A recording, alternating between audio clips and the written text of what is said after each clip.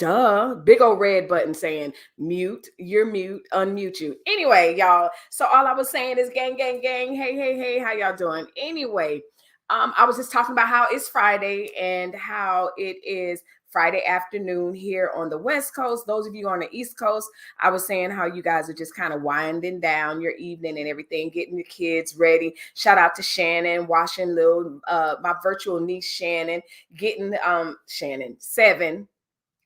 Getting her ready for the evening. So y'all, how are y'all doing? It's Friday. And like I said, this topic can go from one extreme to the other. I can't wait to hear what you guys are wanting to say about it, because this is going to be very, very, very, very, very, very interesting. So without further ado, you already read from the title. But first of all, let me tell you about my day, because I usually do. It was a quiet day, a little busy, a little bit. It's a little overcast right now. I know I usually give you guys a weather report. It's not super sunny. It was a little bit earlier, but if you know anything about Arizona, we're kind of winding down that super, super hot season. So it's kind of nice outside. So I sat outside, I ate my breakfast outside, that type of thing. Versus, trying to do that in the summer. You just can't do that 11, 12 o'clock outside. You can, but it's a little less comfortable. But it's comfortable. It's Friday. Sharon says, where is Sharon from? Shannon says, looking like a fine apple. Thank you. Thank you. Okay. Listen. So the topic today, I got this topic from Shannon's Facebook page. She posted this. I'm assuming it's a meme. And so what I did was I cropped off the girl's IG picture, handle and everything, because I don't want to exploit her any more than she probably is as a result of posting this picture. So what sparked me wanting to have this conversation is not the picture, but it was what someone said after she posted the picture. And I was like, we're still having this discussion in 2021. So let's get right to it. But if you're liking my channel, make sure you hit the like button, subscribe to this channel, and don't forget to hit the notification bell. Right now, do it. Right now, do it. So before we jump into our topic, shout out to the replay game. Listen, y'all already know, if you're catching a replay, I will answer the comments. So do not hesitate in answering everything, because I do answer. So make sure you do that. But also, those of you that are coming in, make sure you like the video. But let's have this conversation. Oh, wait. Hold on. Uncle Stu says, be so blessed, my sister. I'm here with you. Thank you, brother. It's so funny because calling him Uncle Stu, because I know we're old enough to be each other's brother and sister. So, but this is Uncle Stu, the old man on the old man on the block. That's always fun for me to say. But make sure y'all check out his channel. He is an up and coming YouTuber, but not only that, he's a wise man, dropping knowledge from a mature perspective, male perspective as myself. My Vivid, she's also a content creator. Make sure you guys check her channel out as well. Really, really some good content for singles, especially those of us over a certain age. So make sure you guys check her out as well. Shannon saying, he had me on fire. We're going to get there, Shannon. We're going to get there. Let's jump right into it. So here's the picture that started this conversation. All right. Let me move myself out the way. She not letting me. So this is the picture. I don't have okay. So anyway, it's not letting me move. I don't have a problem with that. So this is the picture, and this is what the caption said. The caption said, he asked her, what are you doing for the third time today? She answered, out with the man that said, be ready by 8.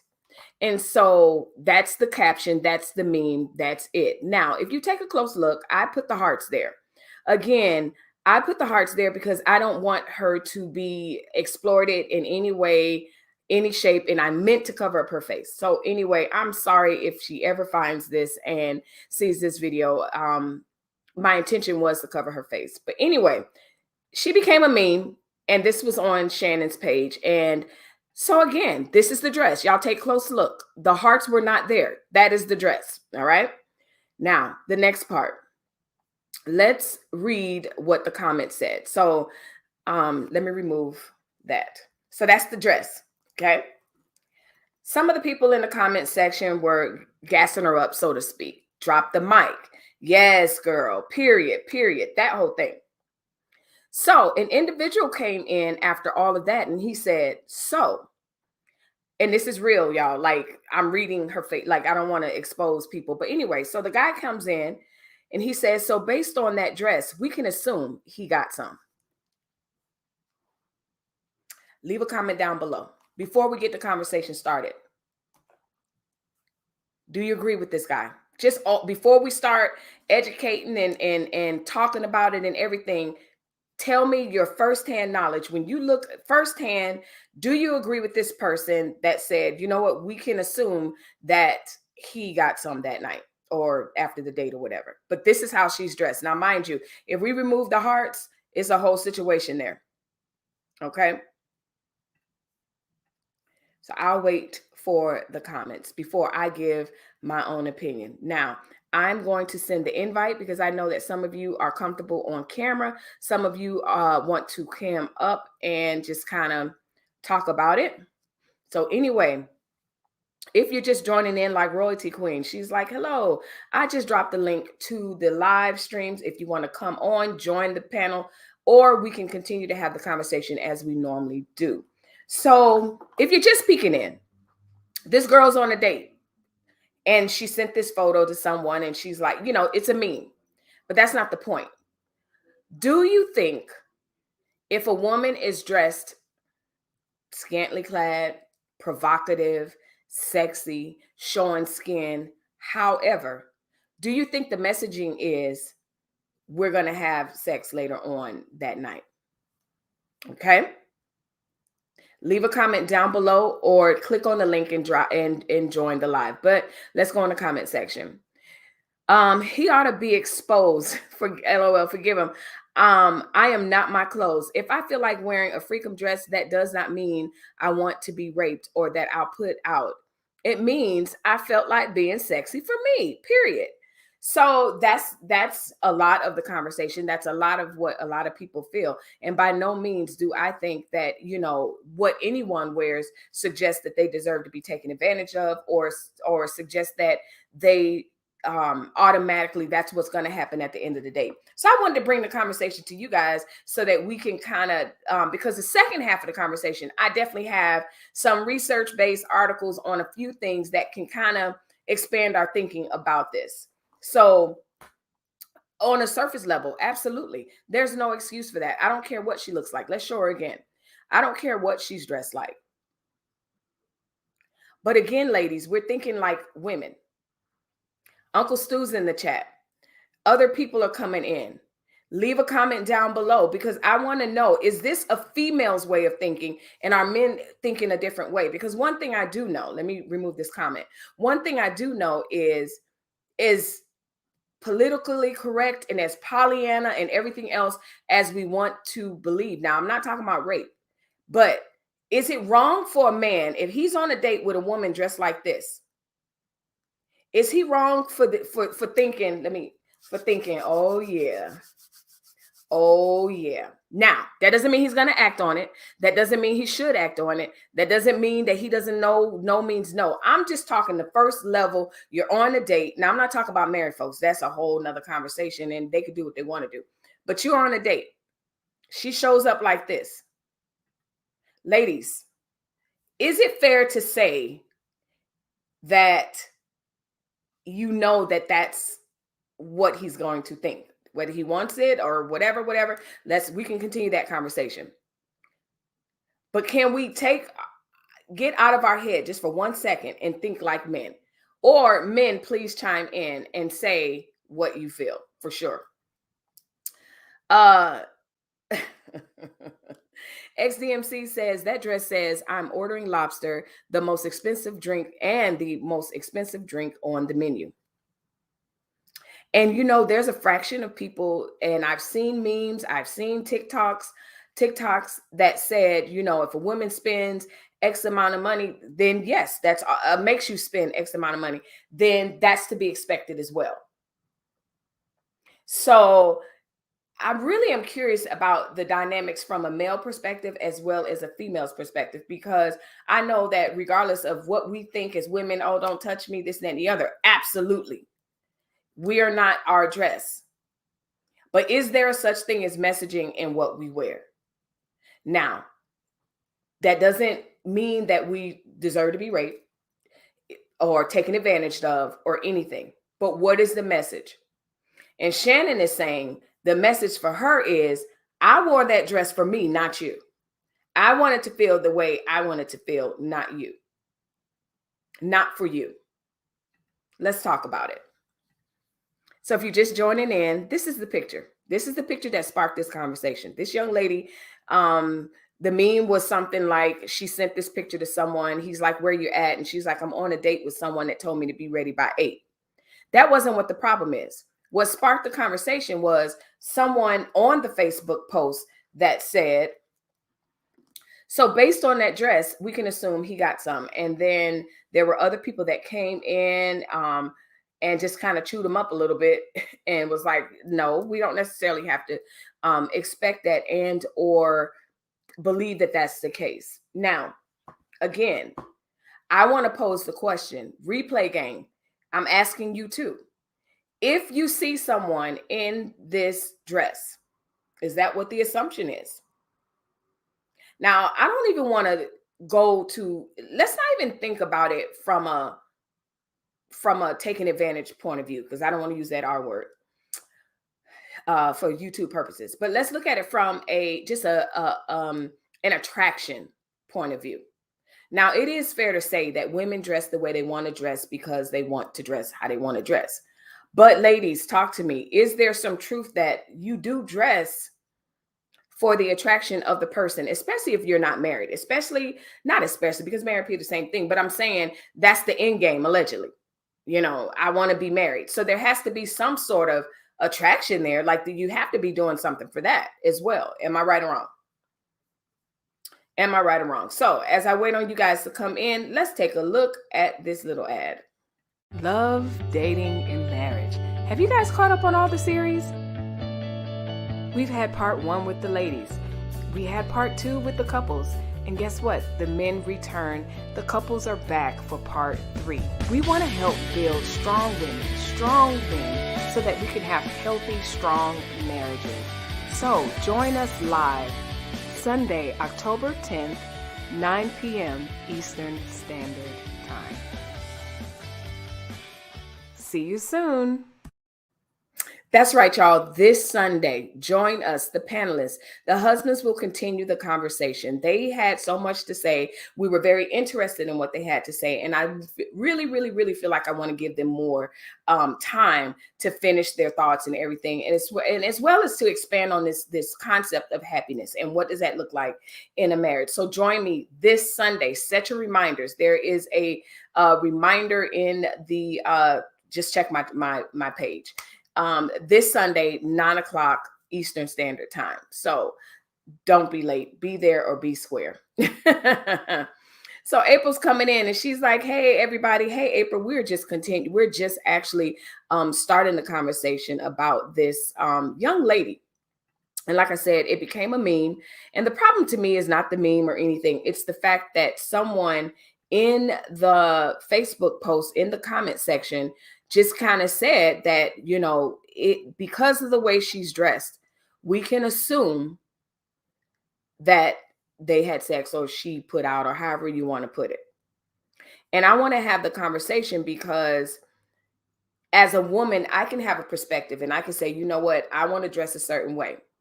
I want to feel a certain way. And we absolutely have that right to do so without having to worry about, do I have to give someone a part of my body?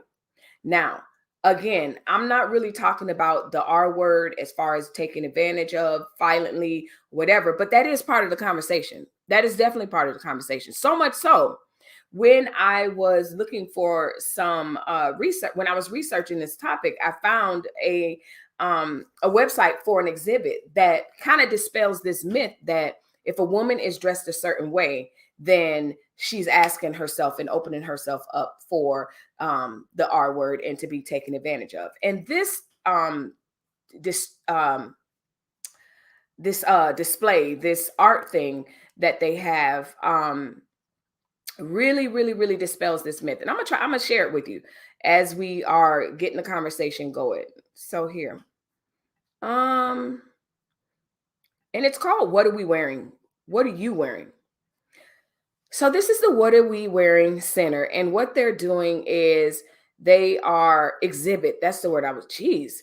The purpose of this exhibit is to dispel a victim blaming myth that clothing somehow invites an assault. Victims of crimes are not responsible for crimes committed against them. So again, talking about this picture, no, that's not what I'm talking. That's not what we're suggesting. That's not what we're promoting. As a matter of fact, like I said, this website talks about the exhibit that is really dispelling the myths. These people, these are regular clothes of victims of people that have been sexually assaulted. I don't see anything that even remotely resembles that dress that the young lady was wearing in the meme. So that kind of invalidates that thought that that guy had in that meme, where it was like, oh, she's dressed like that, then that automatically means this is what's going to happen. Leave a comment down below. Let me know what your raw, off the top of your head feelings are about this and about the meme and about really what the guy said. Just the assumption that this is what's going to happen after, because I want to look at it from a female's perspective, but I also want to hear from the guys.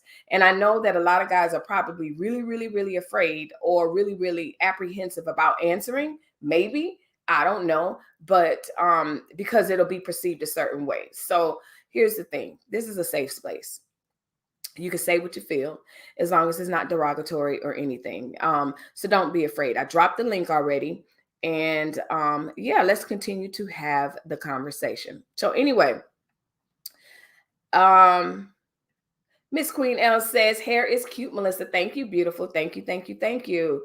So yeah, we're just having a conversation. If you're just peeking in and you're wondering what we're talking about, you read from the title. The video really came from this meme of this young lady dressed like this on a date, and someone in the comment section just automatically assuming that there was some sort of relations that's going to happen as a result of her wearing this dress.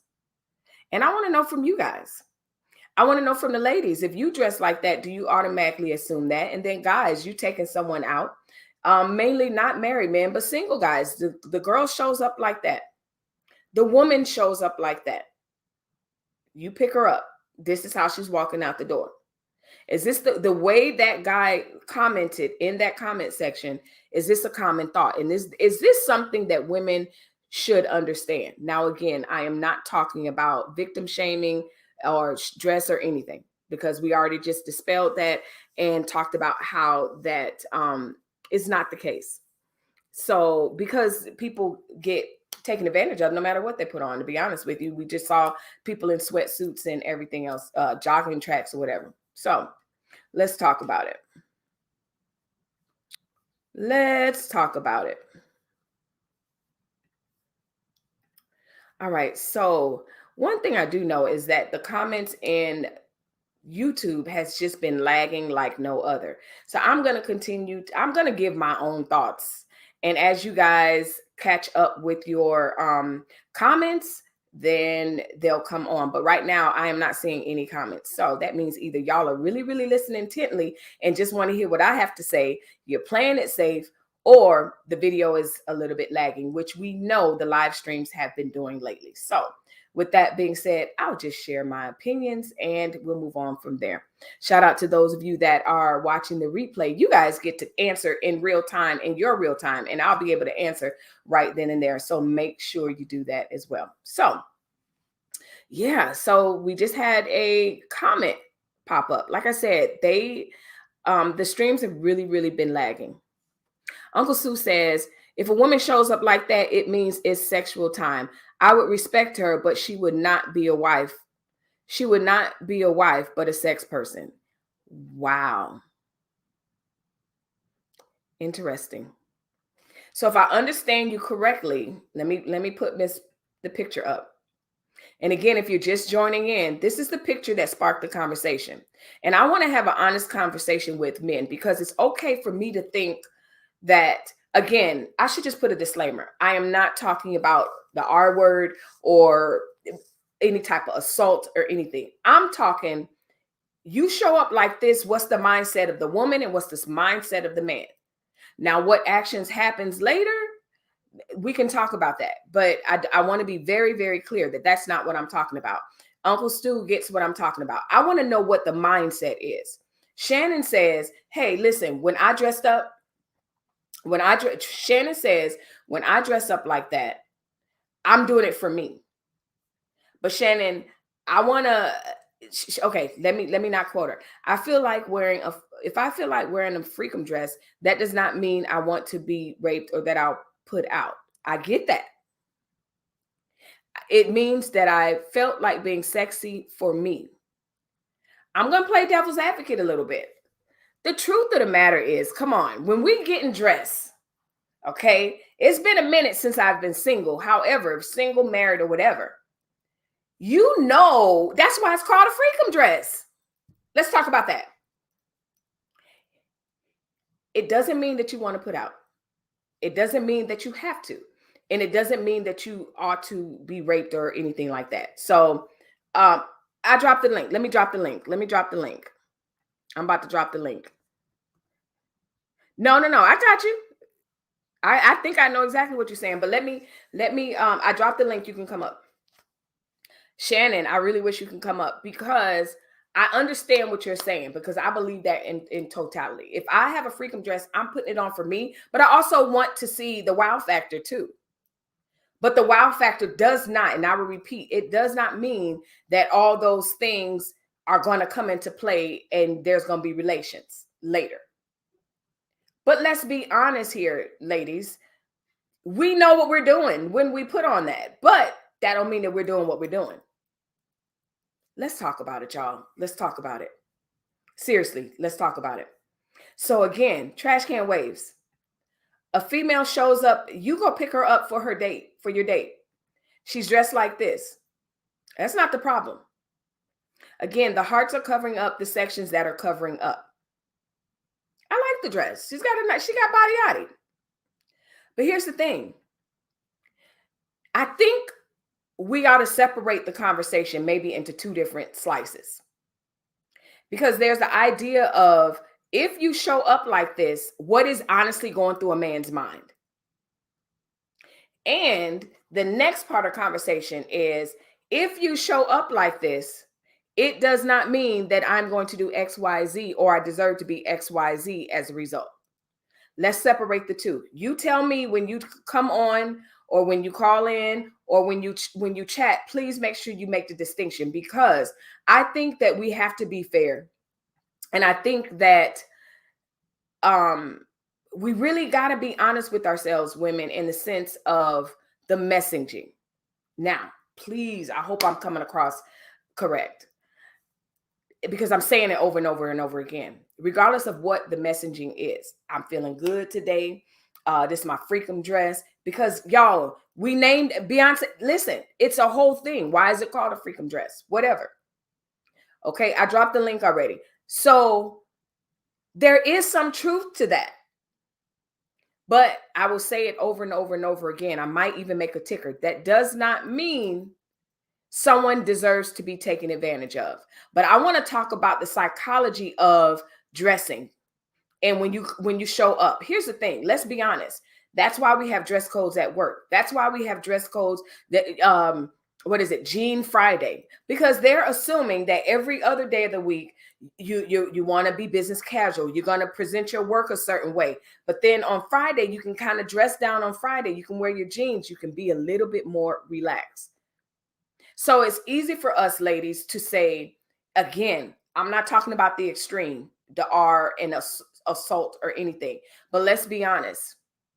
I'm going to be honest. If I'm wearing a certain thing, for an example, I put this on, got my hoodie on. I didn't dress up. I didn't do anything. This says it's Friday and I'm chilling and I'm going live, and that's what we're going to do.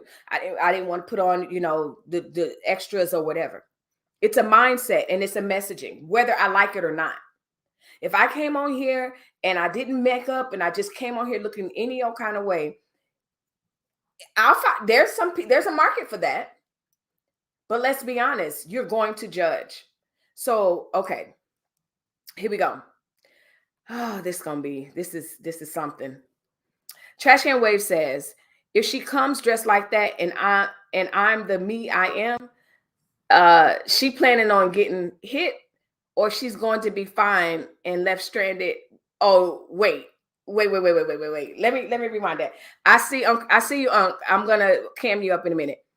If she comes dressed like that and I'm the me I am, she planning on getting hit or she going to be fine and left stranded wherever she went.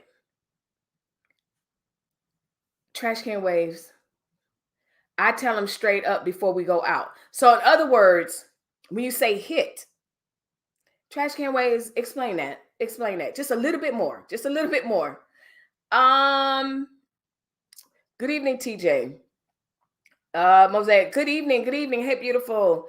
I got your email, girl. I'm just the worst at answering right away, but I promise you I will, because we will do it. So, Trash Can Waves, I'm gonna bring up Uncle Stu, but you got to explain that, because what do you mean hit as in hit or hit as in sex? Like, help me out, child. Help me out. So anyway, y'all, welcome to the panel. Welcome to the discussion, really. Welcome to, she said, no worries at all. Thank you. Welcome to the discussion, y'all. Where if you're just joining in, we are having a discussion about this young lady who became a meme. And as a result, this is her saying, basically, this is how she went on a date. Now, again, that's her business. I don't have no problem with that. What I want to discuss and what we're discussing now is a comment that happened under this picture. And the comment said,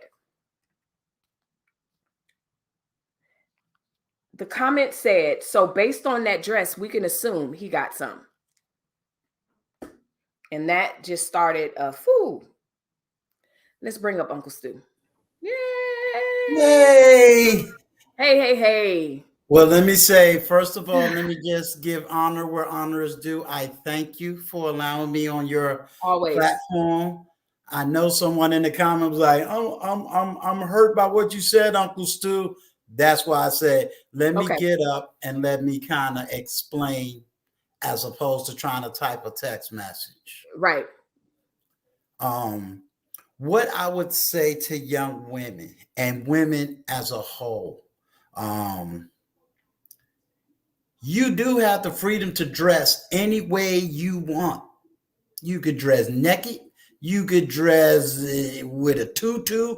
You could dress any way you want. That's your right. That's your right. That's your freedom. Okay. But with that same right, you cannot dictate my right to judge you accordingly. Nice. Okay. Doesn't mean that that you deserve to be hard. No, you don't deserve to be hard. Right. We got that. But I'm going to judge you just like you would judge me if I came out wearing pink panties. You're going to judge me. You're going to say, "Hold up, is Uncle Stu Niecy Stu? What kind of man is he running around with pink panties? Is my right to wear it?" Right. But when the judgment comes, I can't say anything. So let me talk like a man. Right. If you come dressed this way, yeah, you beautiful, you sexy. You not wife material. But if I'm thinking I'm going to get something at the end of the night, yeah, you letting me know I can get some, because all you showing me is sex. You're not showing me your mind, because what did you lead with? According to that picture, you led with super cleavage. Let's bring it up. Right. Okay. You're leading with cleavage. It got to be so much cleavage, they had to put the heart up there. I put the heart, yes. You understand what I'm saying? And yes. And now, is wearing a nice body dress nice? Yeah, but if you're going to show me all that, what are you really showing me? What are you introducing me to? Right. You see, you can easily dress sexy and kind of conservative at the same time. Yeah. I think speak to this. And hey Forge man, I would like you to cam up and kind of talk about it too. So I dropped the link. Let me drop it again. Um so that you can come up. I think that a lot of it, again, I'm going to play devil's advocate, but also mature Sure. woman. I don't want, again, for the 15th time, I'm not talking about R and all that other Right. stuff, but I think that we're either delusional or intentionally forgetting about the fact that, number one, not only are men visual, okay, women are visual. We, Hmm. if I walked through a restaurant and I saw her, I Right. don't know if I'm gonna think so highly of her, but even if I do, I'm just gonna be like, okay, I may have 1,000 thoughts going through my head about this young lady, good, bad, or indifferent. But the last thing I'm gonna think of is, I wonder if she's a nurse. Right. But You but know, but let's since we grown talk like grown adults, let's all stop being disingenuous. Let's think about it. If you saw me, Uncle Stu, walking into a restaurant with someone dressed like that, what do you also think about me? yeah, yeah, you're right. Because You- what I'm you- gonna, yeah, I'm gonna think he doesn't care how she's showing everybody her goodies. right. And then I think women need to understand, guess what position you put me in? Now I got to fight every man that may try to tempt himself just with words. Now I got to Yeah, be out here and fight these dudes. I got to fight the dude that may say, well, dang, look at her. Now I got to fight him. Now yeah, I got to always be on the defensive right. because I'm defending what you're wearing because you're revealing everything.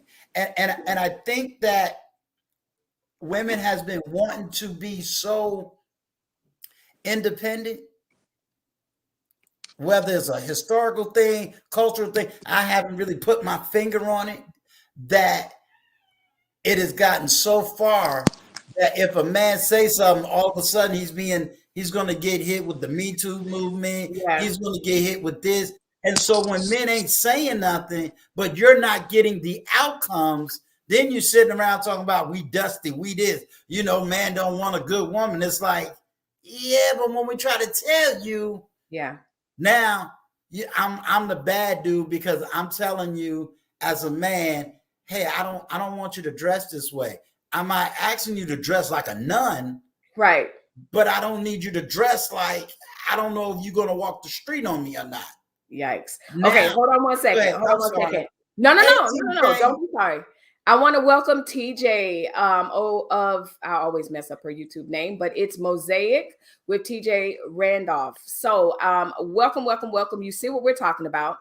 Before you jump in, I want to have Uncle Stu and hopefully my husband will cam up too.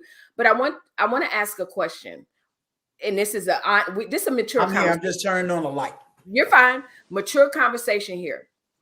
Are we as women also neglecting the fact that there is some physiological stuff that happens to men when you see a woman dressed like that, no matter who, and so now we're in close proximity. Now, again, I'm not talking about the extreme with the R and assault and the man acting on those urges. But I think it's just kind of a fallacy for a woman to number one, we're the ones that named it a freakum dress. We're the ones that came out with all that. We're the ones telling each other, get it, girl, as we're getting dressed, but then expect a man to just be like, I don't see anything. TJ, what you got to say? Oh, where'd she go? Oh, you're right there. Okay. No. TJ. I'm not on camera because I'm grandmother duty right now. No, you're fine. You're fine. Uh, uh, okay. Yeah, I'm on grandmother duty right now. So, um, interestingly enough, my mom used to tell me when I was younger that the way you dress is is the I can forget the exact wording, but basically what you put out to the world is what you'll get back. I Mm. Oh, your audio is cutting in and out. Well, what my mother always taught me Oh, can you hear me? I can hear you now. Crap. Can you hear me? Yeah, try to come back My in. mother said, you used to Okay. talk about sensuality versus sexuality. Okay. Mhm. I'm gonna call back, sweetheart. I'm sorry. I'm it's messing up. Okay, Okay. bye-bye. Bye. Okay. Um, Cat Trash Can Wave says, Stu, if you had that dress on, I'd hope you I hope you had dementia. Yeah, that would be problematic. Yeah. Hopefully TJ calls back. Hopefully she calls back. But my vivid life says, I'm sure Uncle Stu is not the only man thinking that women can dress sexy without spilling out and peeking out. Sexy doesn't mean you have to show everything. And I agree 100%. You want to speak to that, Uncle Stu, while I call my husband? um, yeah, 100% agreed. Unfortunately, a lot of men can't speak to it, and that's where you see in a lot of men using YouTube to communicate. Right. You're not going to hear it on MSNBC, not going to hear it on And free. CBS. You're not, because we can't tell you this. We can't go to work and say, pull you to the side and say, hey, that dress is a little tight, because then you're going straight to HR and we done lost our job. Right. We can't say anything. And I'm not gonna put it all on Steve Harvey, but that think like a man, act like a lady, that got everybody twisted. Yeah. Because it's like, can you really think like a man? Because we're not all players. No. We are not all hustlers. That's the next part. That's the next thing. We're Absolutely. not there. I don't know where certain narratives is coming from. It's like, okay, we ain't all what y'all keep saying, but why you keep saying it? And then it's like, okay, well, we'll show you some studies. Well, we'd rather talk about the Pookie and the Ray Rays. Well, that's only 20% of black men. What about the Right. other 80% that you gave up in high school or you Wow. gave up in college? Yeah. Those are Yeah. the men that's hurting right now. Yeah. Let's hear from TJ. She's back. Okay. All right. You're back on. I'm gonna try it again. What's it like now? Oh, perfect. Okay. What I was gonna say is that my mom, growing up when I was in my teens and also early 20s, my mother talked about sensuality. She not sexuality, sensuality, and she always said, "Leave something to the imagination." So that's what I taught my daughter. Regrettably, I think we as women or as a society, even though there are a lot of outside influences, we stop, and I'm speaking in general terms, we stop Right. teaching our daughters about sensuality versus Mhm. sexuality. Because sensuality, you can have a nice fitted dress. It may have a plunging neckline, but your boobs are not out, and it leaves something to the imagination. And you're still very stylish. You're very, classy. But we haven't taught our girls, not to be extreme with it. And so what they put out, they can't expect to be treated like ladies if they're dressing like hookers, but they don't Mhm. think if they're dressing like hookers. So They I don't think think for me, so. Yeah.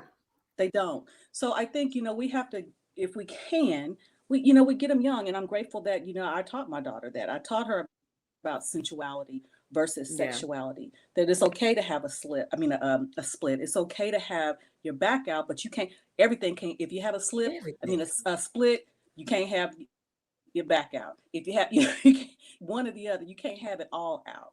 So I think Yes. that's where we drop the ball. And if we can, one of the things I thought about is getting into the high schools when they go back to school is to see if we can start teaching our girls about, you know, um, how to be a lady and how to dress and Mhm. how to go to an interview, how to go on a That's date, right.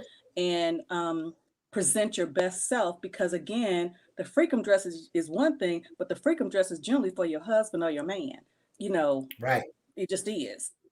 Right. But when you present yourself to the world, even when you're with your man, you don't want to embarrass him by having Right. everything out. So, and Right. unfortunately, I bet this young lady really thought she was looking good, Mm-hmm. and she looked, um like a prostitute. I'm sorry, she did. Okay, And so here's the picture that we're talking about. Go ahead, Uncle Stu. yeah, and I'm gonna say this, and I really hope women can understand this. You know, there's really two types of women that a man will look at. Either Mm, you're a wife or you're a booty call. mm. You know, and that's just real talk. Either you got to get it out your head that a man want to be every woman's best friend. I'm not your friend. You So good. understand? Like, I'm your I do. friend, but I'm not your girlfriend. Right. You know, a man, yes, dress for success, not for the bed. Right. And women just, you got to listen to men when we're telling you, listen, if you want me to treat you like a real woman and a real lady, present yourself that way. But if you don't, you can't get mad at what you're receiving. You can do the Lizzo thing. You can sit up here. You can cry. You can try to shame me. But guess what? You're not going to get the outcome, because you know what? I just won't say nothing and just let you walk out there looking stupid. And when the Pookies and the Ray Rays is attracted to you and not the doctor, the lawyer, and the businessman, guess what? You can't get mad, but they get mad. You're And then absolutely when right. I Don't mean to come on cut a you off. platform to try to educate, Yeah. now you call me a sexist, a misogynist. I'm every evil name in the book, but they don't realize this father raised 4 daughters. Right. This father had 3 daughters that's married before the age of 30.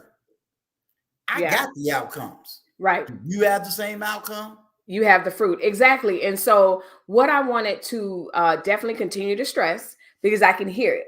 But that doesn't mean we deserve to be R and assaulted or whatever. We're talking about three different things, really. And I think that we all can agree that even this young lady, even this young, oh, wait, even this young lady does not deserve to be assaulted or whatever, whatever.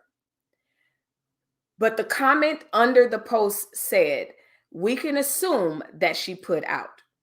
Now, whether we like it or not, that's the conversation that we're having. But I also want to really, really kind of expand even my thinking.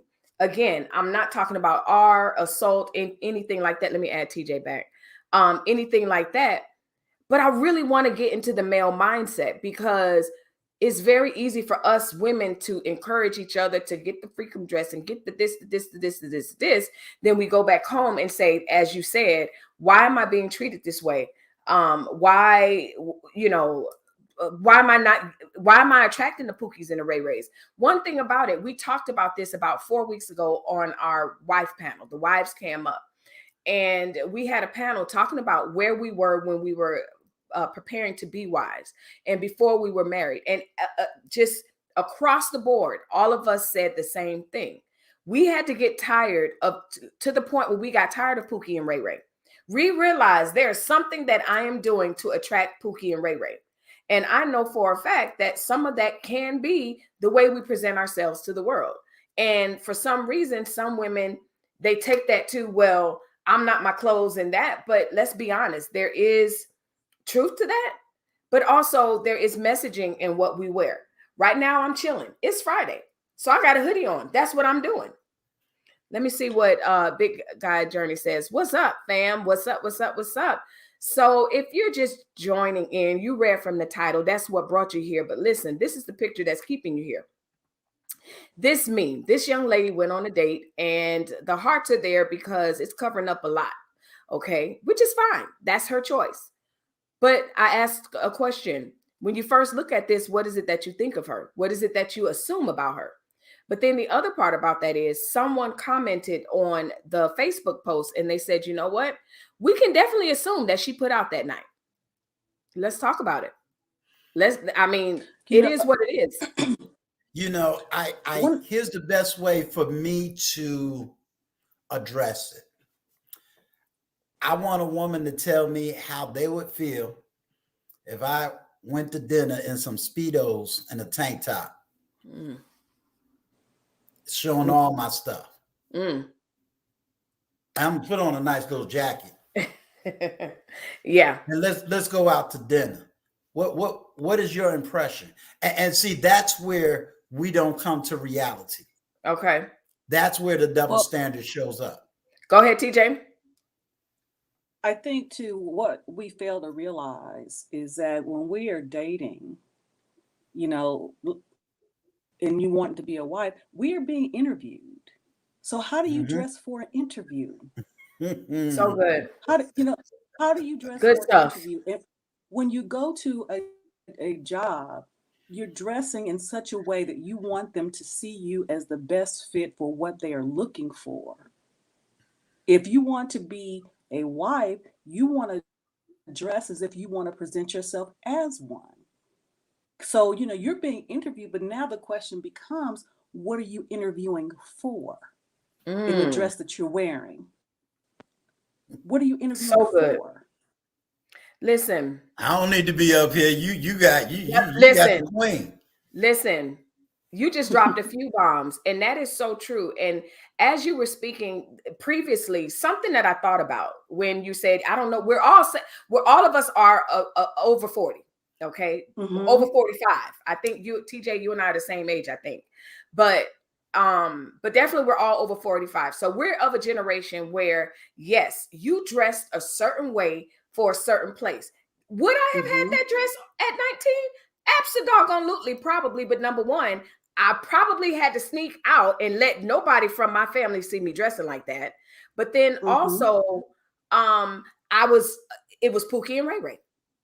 And I thought about it as I think about modern society and what's happening.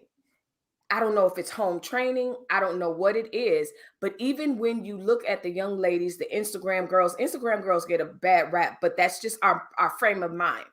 And when you look Mm-hmm. at these ladies, when they're going to a job interview, business meeting, I've seen them in funerals near about dressed like that.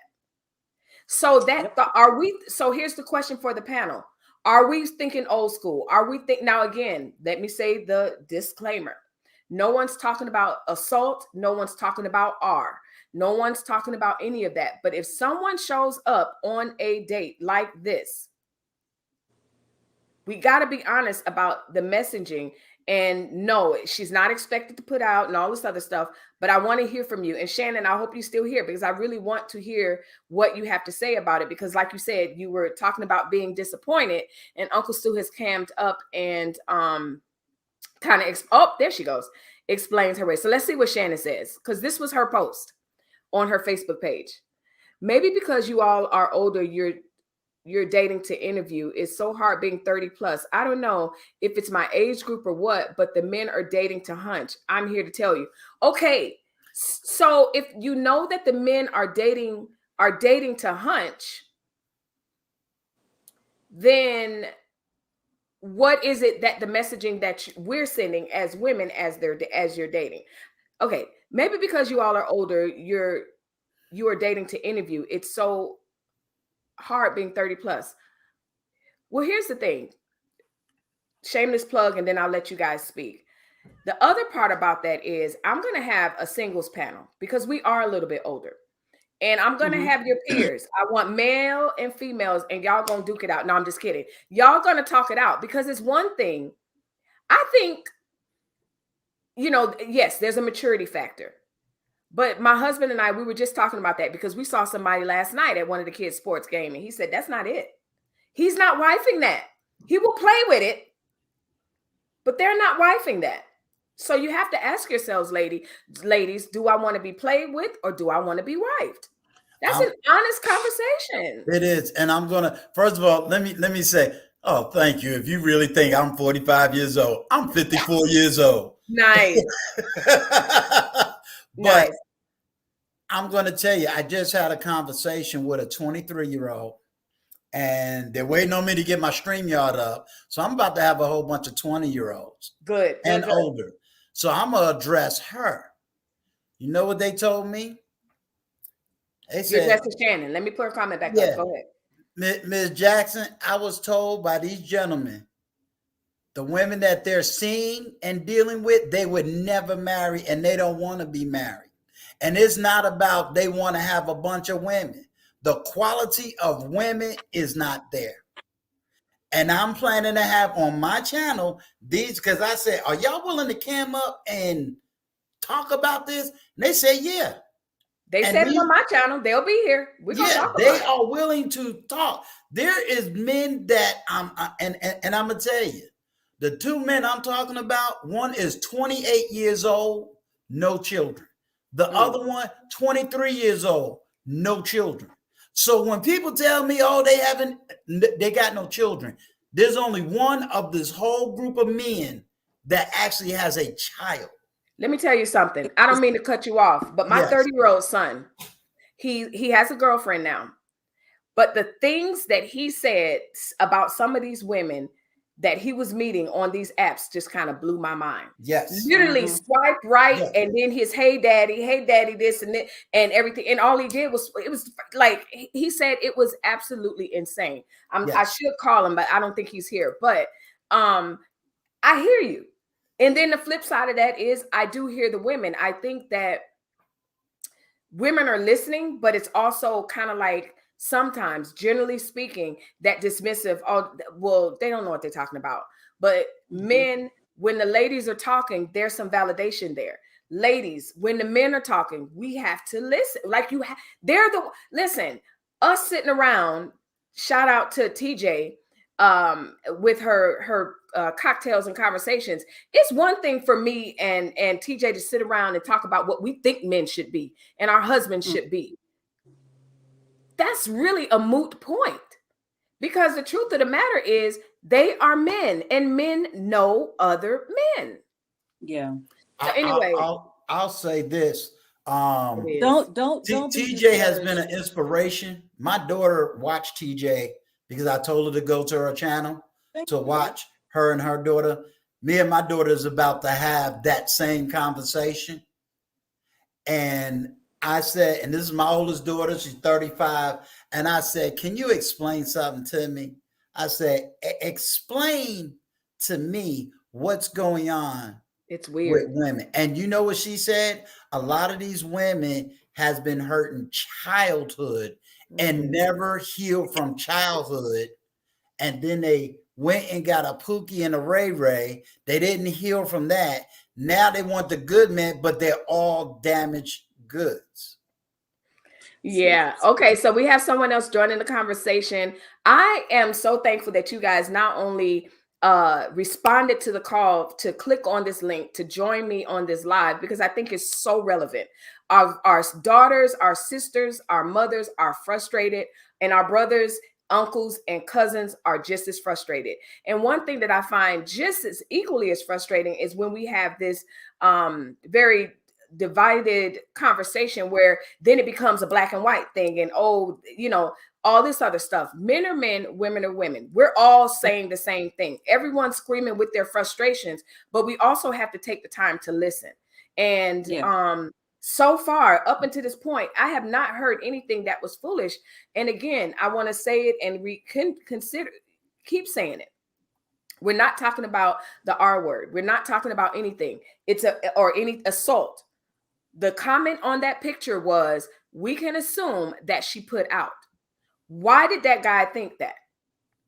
Does she own some responsibility for him thinking that? That is the discussion. So welcome to the panel, Big Guy Journey. Hey, little bro. Hey, hello.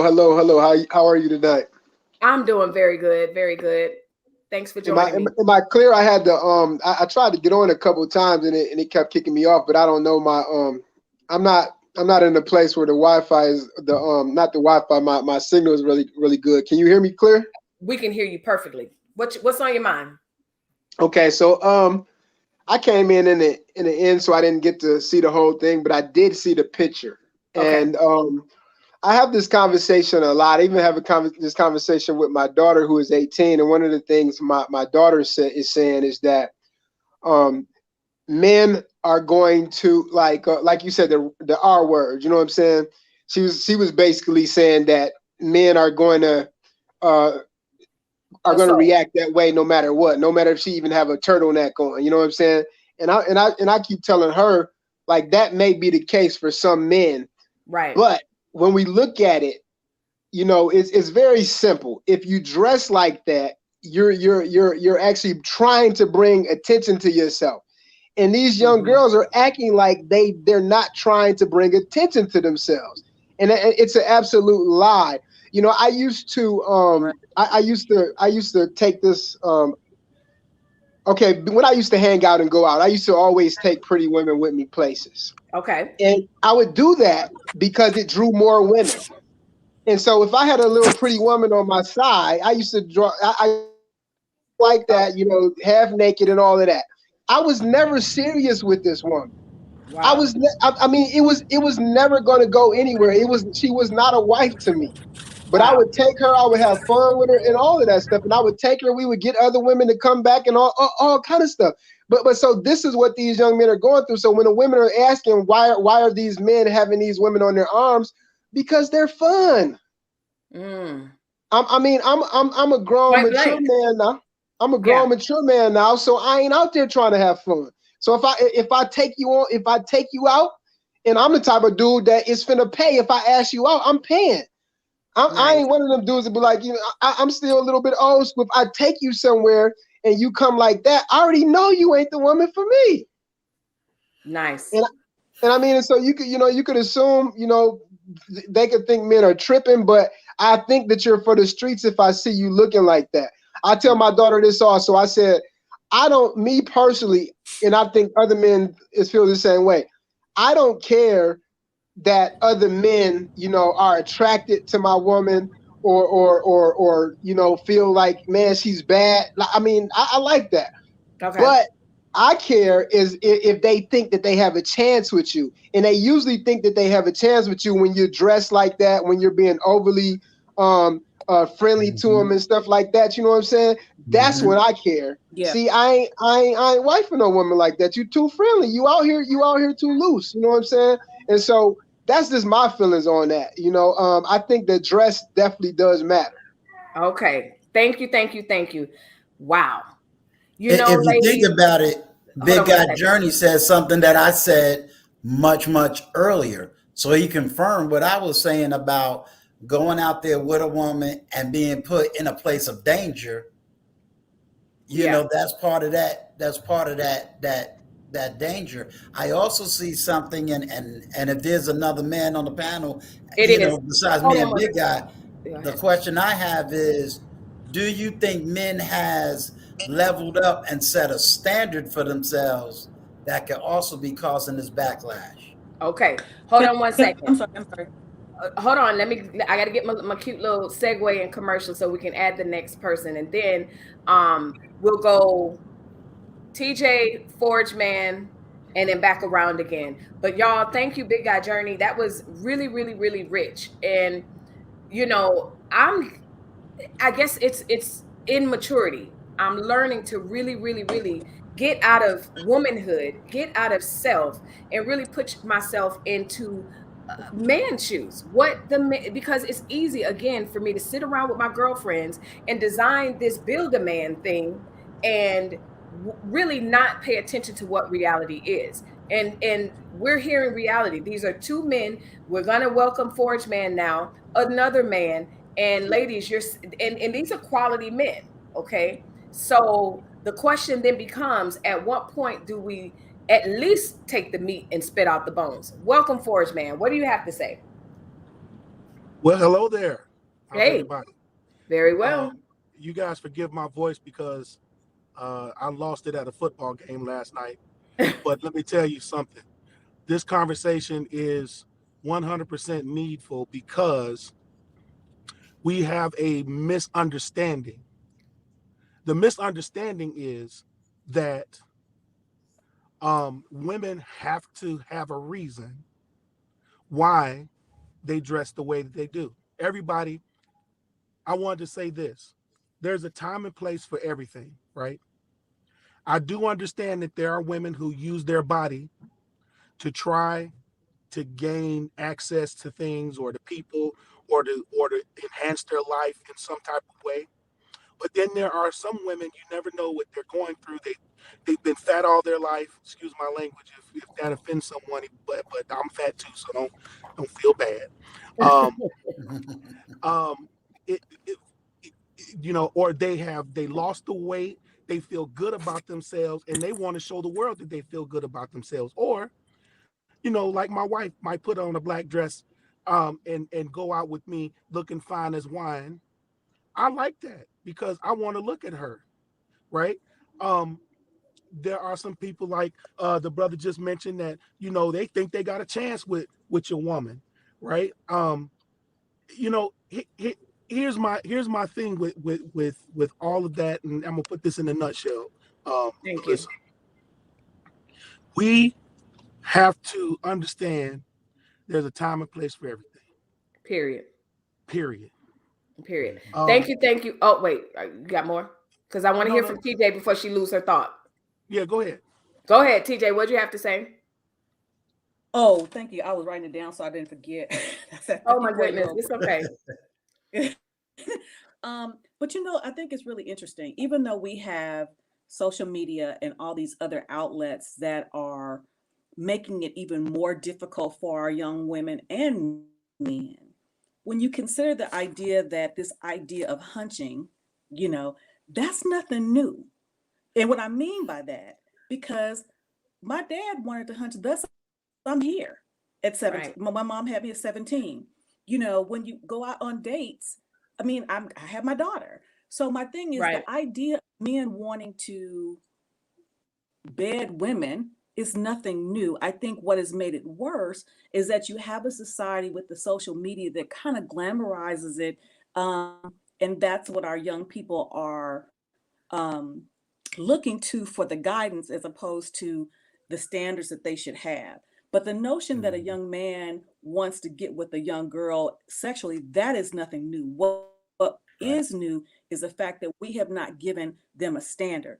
You talked about the funerals and job interviews. Mm, You make an excellent point. When we were growing up, we knew that there were certain places, that you had a certain amount of decorum. When you went to someone's funeral, you showed the respect by dressing appropriately to show your respect. When you went to an interview, you dressed appropriately to show your Okay. seriousness for the position. All these things have been downgraded to very relaxed and less formalized. So when you have that, you have a mentality that anything goes because a lot is anything has been allowed to go. So unfortunately, I think it's gonna take it, it's difficult, but again, I believe that each one teach one because again, the standard has to be set, and with that stated, that means that some guys not gonna come up to you, but those are the guys you don't want which coming up you to you don't want him anyway. anyway. So true. Yeah. Thank you, TJ. Very, very good points. I want to highlight what Shannon said, and then I want to highlight what My Vivid Life said, and then I have a question for the men in the chat as well as the men on the panel. Shannon said, but there are just as many low effort, hurt, and damaged men. More unhappily married men approach me than single available men with no children. My Vivid Life then says, oh, wait, XDMC says, wow, that's interesting. I totally believe that.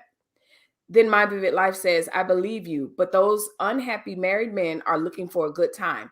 They typically aren't leaving their wives. And that is the point that I was making. That is a very good point. Shannon, you bring up a very good point. All three of you bring up a very good point. But that was the point that I was making earlier when I was like, you know what? Playing. Married guys play too. They shouldn't, but they do. And who do they play with? They don't play with the wholesome chick.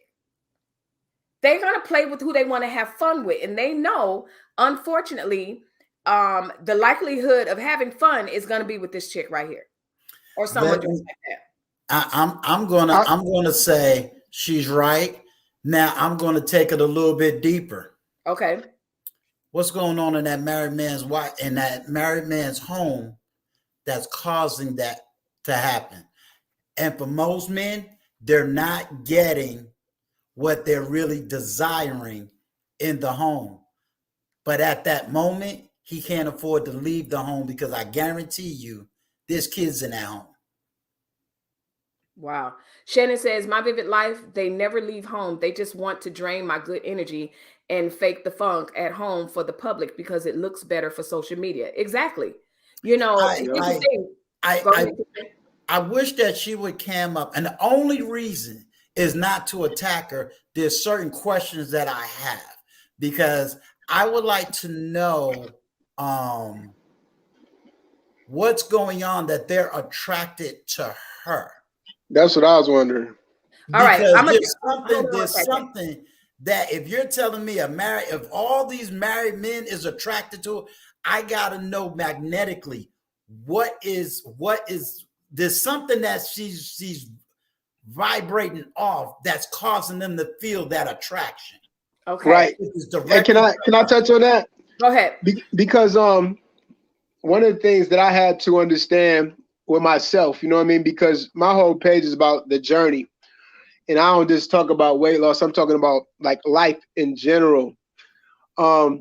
You know, I used to do stuff that I'm not proud of now because I have messed with married women in the past. You know what I'm saying? Right. And one of the things that happened with me is because I am a very open person. I speak my mind. I'm straightforward and I could communicate with women very well. And so oftentimes I wouldn't even be trying to put myself out there to these women. I would be at work and then a woman would be telling me how attracted they are to me and stuff like that. They got a crush on me. And she would be married, but she would be having problems at home. And so what Uncle Stu is saying is I had to check myself because it was something that I was putting out. You know what I'm saying? Wow. I was being too open. You know what I'm saying? And I was listening too much to what they had to say. And even though I wasn't necessarily trying to capitalize, because some of them I had to turn, you know, it got to a point, one of my boys, this is a point, the importance of having a good circle. I was telling him about this married woman and he was like, dog, that ain't cool. You know what I'm saying? And see, men got to check men on stuff like that. And so it may very well be something that she's doing because my homeboy like, bro, that ain't cool. Like, you think that's cool to be messing with a married woman? And so since then, I started to look at why is it? Why are they open enough to do this anyway? And it was me, because me as a man, I set the sail. You know what I'm saying? Like if I'm putting off of this masculine energy, even though I'm seeming like it's innocent, you know what I mean? It put me in situations where that I'm not proud of today. And so what he's saying is, what's going on with you? Like, you know what I'm saying? Like, why all of these men approaching you like that? Especially for you to know they just married men, you know what I mean? Yeah. And so it's not a blame I just wanted to add that before you. Yeah, and it's not a blame game. It's not saying she deserves that, because she surely don't deserve it. You know what I mean? It's not something where you're saying, well, you're the fault. No, you're not the fault. You know, you know, I agree with Big Guy. You know, I could be doing something and attracting something and don't even know that I'm attracting it. You know, let's be honest. We as men are stupid on one side, meaning we could be talking and you can sit up there and say, you shouldn't be talking to that woman because X, Y. You're going to see something that we're not going to see. Now that's the truth. And there's going to be things where we can say, hey, don't be talking to that brother right there. And you're like, but he's so nice. And you know what I'm saying? It's just that. Yeah. So it's not a, you know, she's this bad woman or no, not at all. It's not that. She's my virtuous sister. Yeah. Absolutely. It's, hey, you know, are you a nice person? And then all of a sudden you got this hurt man that says, oh, she's so nice. And now they're playing dumping emotions. Let me jump in. XDMC, welcome to the panel. Before we hear from you, I want to read what Shannon replied. She says, they usually say that their wives are prude and that they don't keep clean homes, but I do, etc. I'm so disappointed that whatever my aura is putting out is attracting these emotionally unavailable men. Wow. And then she says that I would cam up, but she has a baby. The baby isn't having it. So I do understand that. XDMC, what do you have to say about this? Hey, one love, family. I'm sort of looking at it from a different perspective in this sense. As far as maybe it's because I'm older, the oldest person on this panel. Sorry, Uncle Stu. I'm 56. All right. Appreciate you. And pop culture. If you was to take that picture, that sister, and put her on the Real Housewives of Atlanta or Love and Hip Hop, you will have no problem with that dress, because somebody else, all of them are dressing like that, and a lot of them are married. If you put her on the red carpet for the Oscars or the Emmys, nobody would have a problem with that dress. J-Lo wore a dress like that a few years ago, and everybody didn't. Yeah, and every time. And so I look at it as they look at it that could be accepted, and because of the current pop culture. I remember, which of course it wasn't that long ago, but if you watch Aretha Franklin's funeral and Ariana Grande performed, and a lot of people said something about her dress, but you look and you saw Bill Clinton and Jesse Jackson sitting back there. They were half asleep until she came on to perform in that short dress. They was like, "Oh yeah, now I'm alive again." Right. It wasn't appropriate to wear, but I don't blame her. I think I can tell she doesn't have someone in her life, an older sister or a grandmother, or even her mother, who knows, to say, "Hey, when you go to a church, especially a black church, a church, a Baptist church, a church of color, you don't get down like that." You know. And you know what's funny? I wonder because of what you said. Even if she did, will she receive it? Because I'm thinking about when Monique tried to be as passive as she could to talk about the bonnet. Yeah. I think they went social ham on her. So I'm wondering, is this community now? I could say from being we as older men, we can talk to our young brothers. If we come at them a certain kind of way, they receive us. They'll either call us Pop, Big Aunt. They receive us. Yeah. But I'm wondering, are the women able to do that? Are the 50-somethings able to talk to the 30-somethings without being lambasted? Let me jump in. We kind of touched on that, XDMC. I don't know if you were in there when we were talking about pop culture and everything. Yeah, I was. And we did talk about social media, and you're absolutely right. I think what ultimately is happening also is that we're experiencing a transition of thought. And those of us that are old heads are trying to hold on and go, "Hey, no." And I even think the young bloods are like, I like what they have, but I also like what's happening here. Over here is way fun. It's freer. Because when you think about it, those are women of us that are a certain age. Yeah, we see the freedom of all of this, and they seem like they're this. They seem like they're, carefree, but also, like Uncle Stu was just saying, what is the fruit of their lives? And unfortunately, when you look at the fruit of their lives, generally speaking, is not necessarily that lines up with that which is traditional. And I think, when you look at pop culture, when you look at the music, when you look at the music album covers and everything else, ultimately, those of us that are 40 and above, we've lived pre-internet. We've lived pre-social media. Right. So our convictions are straight, like they're solid.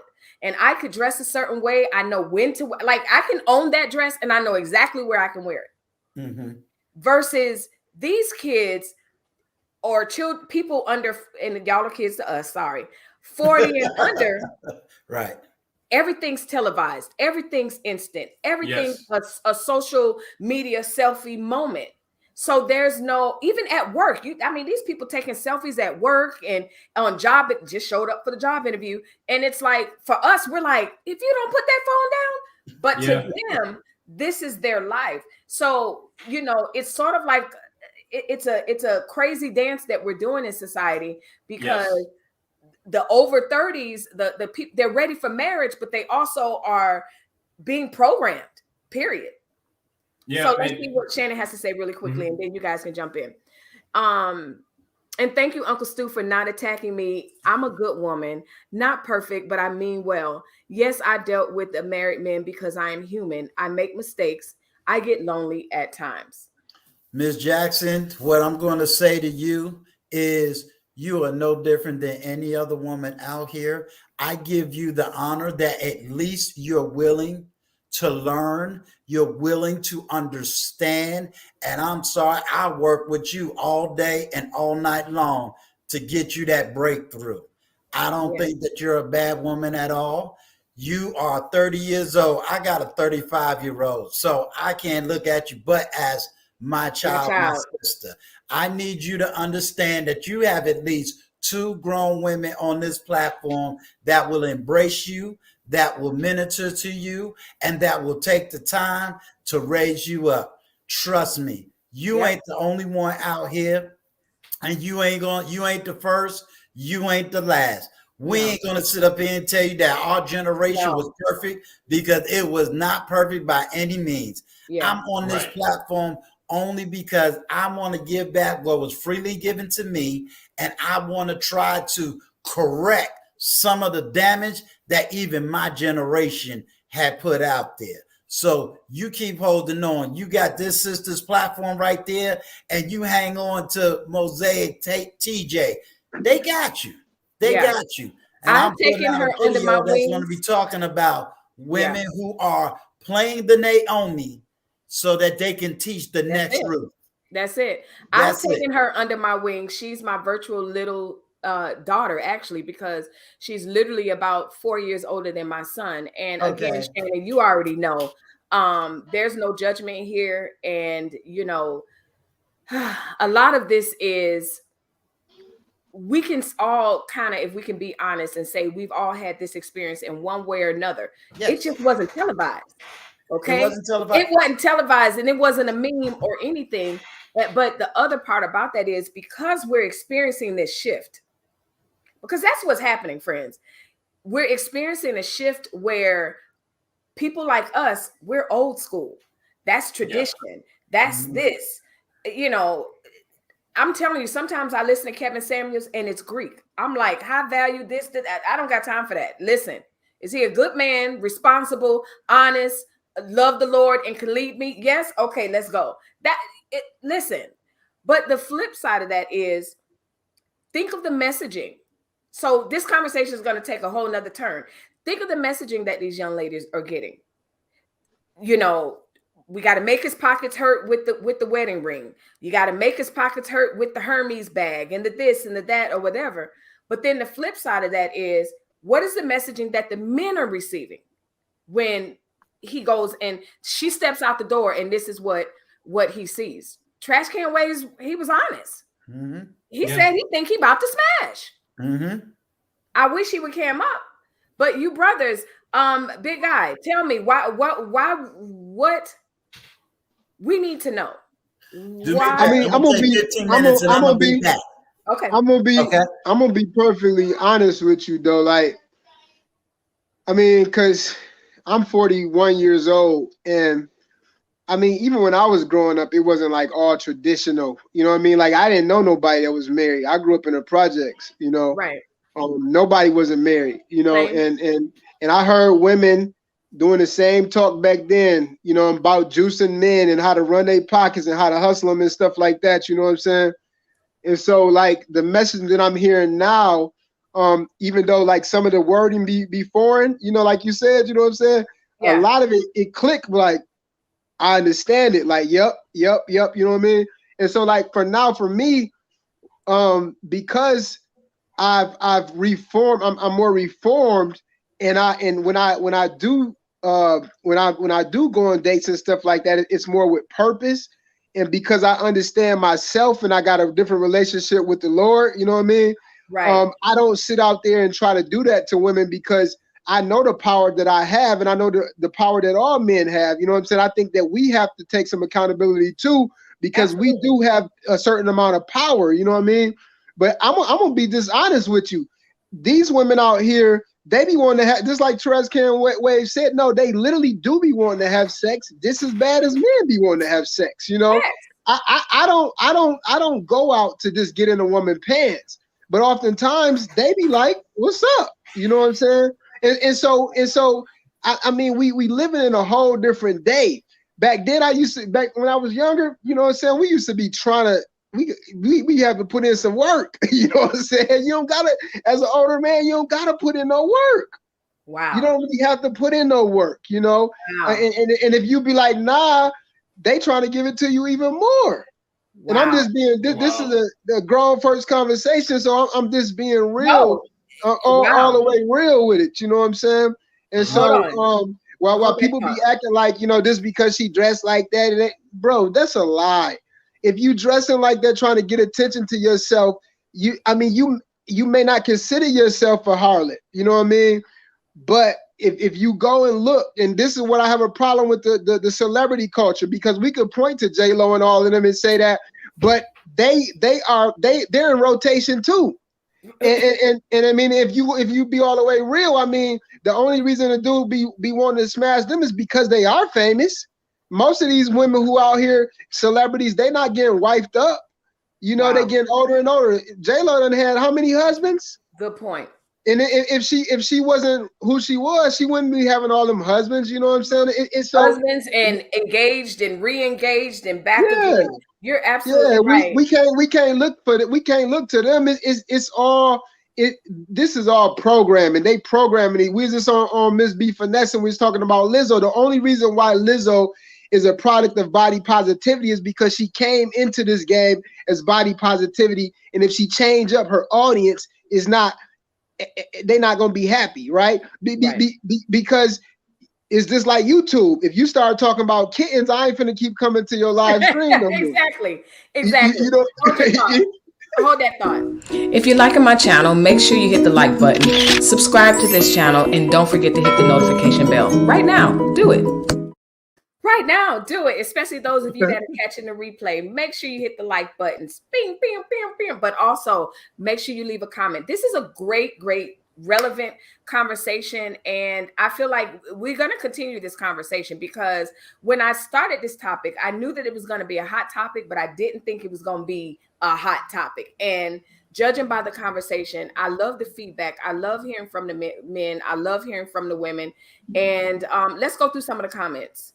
Shannon says, we do like sex just as much as the next, and that doesn't mean we don't want or desire connection, because we are secure. We're secure with our sexuality. Okay. See, Shannon, that's what women have to understand. You can't have the cake and eat it too. I wish you both would come up. Mosaic says, you're speaking facts. Shannon, you are so loved. She is very loved. Love, and the best to you. Love light, okay. And the best to you and your family, Shannon. Absolutely. Comments. Oh, that's what I was looking for. I know, Shannon, when it's time, the right man will cross your paths. My contacts are blurry, so I am struggling. We have to work on being our best selves and maintain standards of what we need in a partner. I am happy to help too. You know what? That's a good point, because ultimately at the end of the day, it's really about your best self. And again, when I look at this picture, I want to create a conversation around it, but more so creating the conversation. It's not about the dress. It's what it invokes. It's what emotions evoke. It's the thought that happens as a result. And then it's the fact that we as women, it's really irresponsible for us to think whether we're dressed like that or whether I'm dressed in yoga pants, hair all over the place and everything else, to expect any man or anybody not to judge. That's just not realistic. That's just not realistic. And what the guys are telling us and what some of the women are telling us is, you will be judged. Now, we could talk about whether it's fair or not, but we're humans with eyes, emotions, and with opinions. And so you wear something like that, truthfully, you want the attention. I mean, and that's what it all boils down to. Like I tell people all the time when they be like, it's not about her dress, it's about her personality and all those different things. And this is the quickest way that I can help you understand. The majority of the women that I've gotten to know, their personalities, their dress reflected their personalities. You understand what I'm saying? And then I want to ask this to the man. I wish brother Stu is still Uncle Stu is still on here.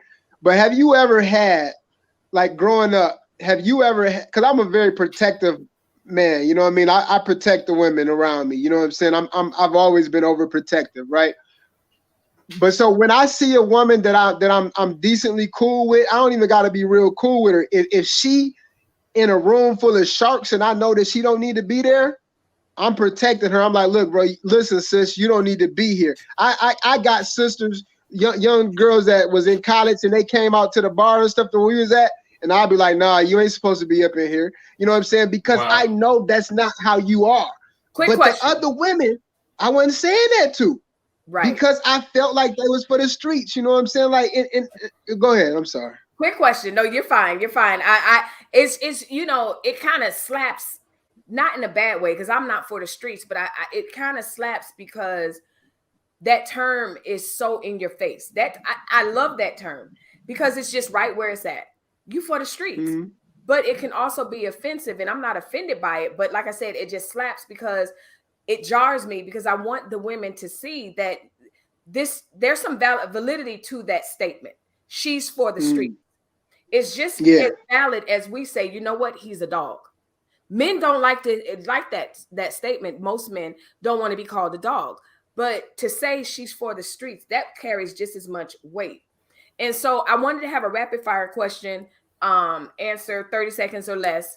Is there anything wrong with the freakum dress? Not that dress, but just her wanting to have a freakum dress on the date. You guys. I'll let my brother go first. Okay. You know what's funny? My answer would be different if I was 19 or 20 years old. Thank you. Than what it would be right now. Yeah. I sort of look at it like this, and what I love what you just said, brother, as far as what you just said and what my favorite life said in the comments. That's called community. I had that. Brothers looking out for me, knowing, hey, we're about to do this job here. What are you doing? You the school nerd. You ain't supposed to be down here. That's Get right. your behind back in. We had that, you know, and I'm thankful for it. I look at, to me, my hardest job I found raising my two daughters. Not by myself. My wife is here. 31. We've been married 31 years, and she the bomb. But the hardest challenge for me was to make sure the influence in the home is stronger than the influence outside. Yeah. And when I really came to that realization was my wife had to go away, and I was left here on prom night when she graduated high school. And her and her two friends, meaning her and my daughter and her two friends, dressed here. They came here to dress. Mm-hmm. And I'm downstairs, you know, and I'm waiting for them to get dressed. And one of the girls' mother is here and everything. It's all good. Community, family. They came downstairs and I'm like, what the whoa? And I said, I didn't want to embarrass her in front of her girls because they had the same thing on too, similar. I went upstairs and said, honey, let me show you. I got a necklace that might go good with that. No, daddy, you ain't dressed me. No, come on upstairs. Right. You ain't wearing that. Find another dress, but you ain't wearing that. Mommy bought me this dress. No, I ain't trying to hear that. You know how long I've been with your mother? Ain't no way in hell she bought you that dress. So she got upset, but she changed the dress because I am her father. And I made sure she did not have an extra bag with her with the dress that she wanted when she went outside. So I dropped them off at the prom, and this is what my biggest realization was. All the girls there, 90% of them were dressed like that red dress. Yep. They were all dressed like, and I'm like, wow. And I'm doing, man, my daughter's sort of out of place, or do I let her roll like that? And but that was the answer was quick. I was like, hell no, you ain't rolling like that. Right. You know what? And also we see that with that. We see it with the shorts. Yeah. You know, I feel like I'm an alien because I'm like, you're not wearing those shorts, or we put them back on the rack because we're not buying those shorts. So it's the same thing. But I also, you know, it goes back to that transition that I'm speaking about, where it's just really a transition from traditional. And again, no one's saying wear a turtleneck and you know, my kids can't wear short shorts. You can wear short shorts, but I don't want to see your butt meat. Like, and that's what they're wearing, and they're wearing it in front of and with their parents. To each their own. It's just Right. I'm not having it. Let's see what Blind Guy says. Okay. It's not the dress, but it's just doing the most. Being for disrespect. Good point. Renee says, Melissa, I can truly say I have two nieces that I can really call the Virgin Marys. They want to be married, but they look at the young women now and what they go through. They love being phenomenal women. Hats off to your nieces. Shout out to your nieces. I love and have a special place in my heart for individuals, young folks that decide to save themselves, because it is something that is not very common. And sometimes they look like they, you know, it's got to be hard in a society like this that really glorifies sex, and not only just sex, but it just irresponsible, everything goes type of thing. So yeah, someone's congratulating you guys. Congratulations to the 31 years of godly black love. It's Absolutely. dope. Yeah, it's dope. Thank you. Hey, can I say something on that? Yes. On the question that you was asking, and because I want to be very clear. I speak the way that I speak.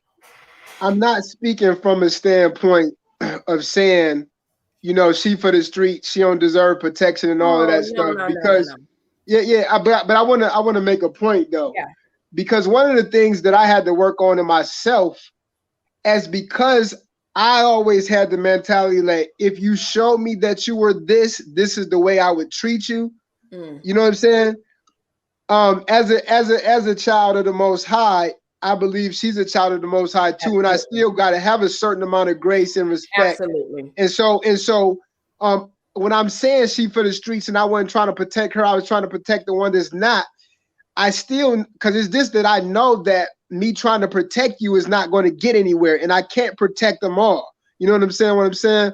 And so, like one of the things that he was talking about like the dang, it slipped my mind, but what you said, I mean, about the dress attire and with your daughter, like I'm telling you, these are the exact conversations that I'll be having with my daughter, and I have to speak like this because this is the way that she understands, because of the culture that she lives in. You know what I mean? It was a point of time when I was like, what's up, man? Like my daughter we went from being like her wanting to love on me and be close to me, then all of a sudden like cut me off, and you know what I'm saying? Like not necessarily cut me off. I know what you mean. Really I know what you mean. Engaging. Yeah. But then like she stayed all last year with me. I put her through driver's training and all that before she went back to her mom's. And like the conversation and the levels that we got to was so beautiful. But it was because I was able to talk to her from more of an adult standpoint. I was able to understand, even though she was 17 going on 18, I was understand that the way that these teenagers think, and they think a lot different than I did. Yeah. I mean, I felt like, you know, because I knew the streets, I felt like I could still, you know, connect with you, but I had to go down a little bit lower because they're a little bit different than us. You know what I'm saying? Yes. And so, but yeah, so this understanding how they are, you know what I'm saying? I give her a little bit of leeway, but at the same time, I know that you're old enough to make that you're going to pretty much do what you do, but you're not going to be here and I take you. Like my man said, I'm not gonna go take you with a dress like that. If you sneak after that, it's on you. But I've taught you and I've told you the right things. So So here's the thing. When we look at someone, and what here's the picture, and then we're talking about the comment. The comment was, we can assume that she put out that night. That's pretty much what the dude said in the comment section on Facebook. And you know, it rubbed a couple of people the wrong way. And the thing about it is that, you know, I wanted to get a male's perspective, because yes, as women, we're like, oh my goodness, how could he say that? Or how could he assume that? And what I want to know is, and what you guys can speak to, let me welcome back Forge Man. The other thing is, I don't hear you guys saying that you want your woman to dress with clothes down to the ground and turtlenecks all year round or anything like that. What's the difference? What's the difference? Now, I know what the difference would be for me as a woman, and I know what the conversations we have with our daughters, the same exact thing. You could even say it with the pictures. I will call my kids in a minute, even the grown ones. What's the message right there? What you trying to say? Like, what's that picture mean? And why is you like this and the shoulder and all, you showing too much? TJ, I'm the same way as you are, as far, and I tell my daughters, the adults and everything, you can't give them everything. If you're giving them boobs, then you can't give them legs too. If you're giving them legs, you can't give them hips too. Like, just understanding that there has to be a level of a balance there. But back, be you a little bit too close to me. You're in the loft. No. Like, I can hear feedback. Oh. Yeah, so I'm gonna remove you and then maybe go to your office. Okay. All right, thanks. So you know, it's such a mixed thing, because yes, on one hand, I think, for lack of a better term, this feminist movement, so to speak, I don't know, modern women, whatever we want to call it, has this mindset of, you can't tell me anything. I'm gonna be what I'm gonna be. And that may be true. And you could be all that you want to be and do what you want to do and go where you want to go and dress how you want to dress and everything else. However, is there some validity to the fact that as you're being all you can be, you're getting what you put out? Is there some validity to that, XDMC? It is. It is. But and I also look at it like this. I don't know the young sister. Of course, right. None of us really do. So No. I'm gonna put a story to the picture. Okay. She's on a blind date, meeting somebody for the first time after talking social media or whatever, and she pops up and she's wearing that dress, and the guy is about looks her same age. He's most likely thinking, wow, she's wearing that. I didn't think I was going to get it on the first date, but let's do it. Then they sit down and start speaking. She's actually in law school. She's actually intelligent, and just, hey, I feel like being sexy today, and this is my sexy. Now, for somebody hit her age, another dude her age might look at that as, okay, I'm cool with that. Are we smashing tonight? No. Okay. You interested in a second date? Sure. Third date, fourth date, she's no longer dressing like that. Married, she's not dressing like that at all. If this leads to marriage. So the whole thing, that dress is an advertisement, but what is going on in her life? What is she being taught that says, in order for you to catch a man, you have to dress like that? Who's schooling you? Who's raising you? Because my daughters don't get down like that. That's a really, really good perspective, because let me give you what the meme says. So again, it says, basically, she sent this picture, so to speak, to someone, to a man that has been calling her, asking her where she's at like 3 times that day. She said, dressed like this, she said, I'm with someone who told me to get dressed and be ready by 8. So the message was actually to another man, allegedly, or the caption or whatever. But I like the way you made the story to it, because I do that too, like in my head, my imagination. But you made an interesting point, and I want you to talk about that a little bit more, as far as the transition from, and why you think wife's not dressing like that. Because it's funny. I sort of put it to like when you first get married, and this is not for just stuff that I've read and heard, and I've actually gone through this a little bit myself. Even and when I say I'm married 31 years, that is successfully and happy. I will say that. Right. But there comes a time that, okay, I got him now. We're married. Cool. I don't need to go to Victoria's Secret no more. I can go to bed like I'm jogging, like I'm about to go running. Let me get the sweatpants and the sweatshirt. Okay. That's a problem. And when it went down like that with me, all it took was a conversation. It was like, okay, cool. Yeah, right. You're right. And it was solved. So I sort of look at it like that as far as with the dress. It's unfortunate that now, it's again my age. We'll look at that and say, hey, she's not marriage material, but she may be. But that dress could block the blessing. But I'm not the one trying to get with her, because I will say this. If my wife, when I met her, showed up on a date dressed like that, I would have still married her. You would have. I would have still married her. But because that took the conversation. Because of the talk. Now, if that doesn't happen, and there's a lot of women, unfortunately, younger that they not even looking to get married. They want to hey, I want to have a good time too. Right. I don't want you catching no feelings. Don't say you love me, so I gotta cut you off. So I wore this dress, but so I can order anything on that menu. Let me ask you guys this. You making a good point, though. Let me ask you guys this. To your point, the dress is out the door. Yeah. What about the lady that just looks at an absolute hot mess and she's in the store? Are you approaching her? No. Not you. No, because we're grown here, and I'm keeping it 100. Yeah. I'm keeping it 100. The only reason I approached my wife is because I thought she was fine. Right. That was it.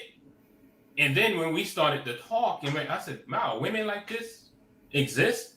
Because really before her, I thought all women was jacked up. Okay. Including my sisters. Because I've seen what they were doing. I've seen what women were doing. And I figured the way that's just how it is. There's no such thing. And then I met her.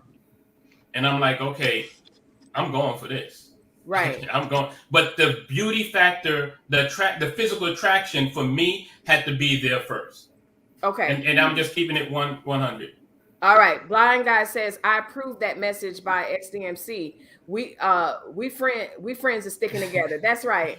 Friends sticking together. Renee says, Melissa, Milwaukee sex trafficking is very heavy. Girls and boys 13 to 18 years old. Some are found, but you are never told what really happened to them. I know that's very, very sad. Modern feminine code has messed up a lot actually, Blind Guy says. Yeah, so that feminist code and all of that, it has its place and it has some validity and it has, we can't throw it all away to a certain degree, but I like the fact that we're having a conversation from a male's point of view, because it's easy for me to say, oh my goodness, why are you judging her? Oh my goodness, all this other stuff. But the truth of the matter is, you're giving us insight into the male psyche. You look at a woman, she's fine. And basically what I'm hearing is, if you're single, even married, if you're married, I know my husband's not blind. You're not blind. But at the same time, you got to immediately make a decision. Turn and run or entertain. And it's the same thing as a single guy. It's like, okay, she's half naked, boobs are out. Do I approach and chance this and see what she's about? Or you automatically jump in and be pleasantly surprised that she could put a sentence together? How does that work? I mean, all of it boiled down to... Go ahead, big guy. All of it boiled down to no matter if it's the dress, the dress that you put a picture up, or if it's where you said she was looking all trashy and dirty. It's all a representation of who you are. It's the same if you see me with some busted up shoes with holes in it, you know what I mean?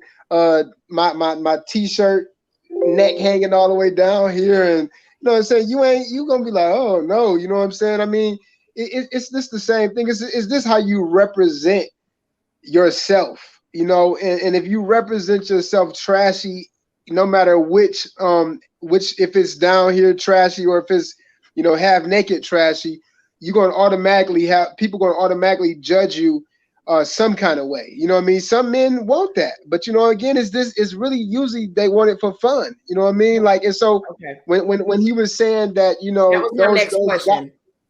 That was my next question. Not to cut you off, but to cut you off. Sorry. That was my next question, because what I'm hearing is there's a place for the freakum dress. I think that's perfect club attire. But at the same time, even for your girl, your wife, it doesn't sound like you want them going to the club looking like that. Now, you know, I literally have a guy right now that, you know, XNMC was just saying something about the wife was stop wearing that. He literally just asked his woman. He said that you keep wearing this little funky black dress around the house, but then when you go out, you dress like that. You know what I'm saying? He was mad about it. You know what I'm saying? And so he thinking like, who you trying to impress? Because you obviously ain't trying to impress me with that little funky. He said his little funky black Funky, dress, you and mad. the dress was He long. was The big dress was mad. long too. The dress was long, man. He said, "Oh, But you know, funky dress." yeah, you know what I'm saying? So I mean, you know, it's to me, I'm like, who are you trying to like show off for? Especially if you ain't, like you said, you married and now you ain't dressing like that for me. Who you trying to show? There it is. I guess I have three questions, and I have always wanted to know these answers. Okay. I was around with the original. When I say original, I ain't talking about 60s, second wave feminism. My Okay. question is, how far are we going with feminism? One. My second question is, what is the ultimate objective? Right. Two, are we really winning? Because the studies say we're not winning. And then third, when we talk about you know, everybody's mad at how men are reacting, but when did you ever hear men in the 90s say we don't need a woman? Yikes. But I can definitely show you all throughout the 90s. I don't need a man. I don't need a man for this. I don't need a man for that. When you have colleges, and I'll never forget, you know, I use my youngest daughter. When it was time for her to go to college, I took her to Bennett College because she went to Bennett Middle College. That's a female college. And at the time, I was a single dad.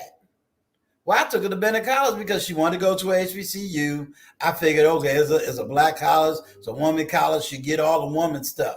Well, we went on that college campus. She did the whole tour with them.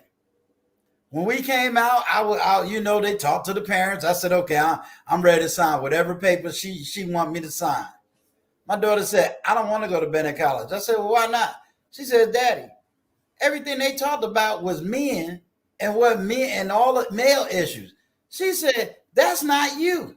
Right. That's not you. She said, I never experienced anything those women experience. So my thing is, how long do you blame this word patriarchal, which we're no longer in a patriarchal society, and I can dispel that myth very quickly, but how long do you run around talking about patriarchal, all the men is evil, they just got this power that I don't see when black men got the power, but this power, this dominance, this rulership, and then when men say, well, okay, you don't want us, fine.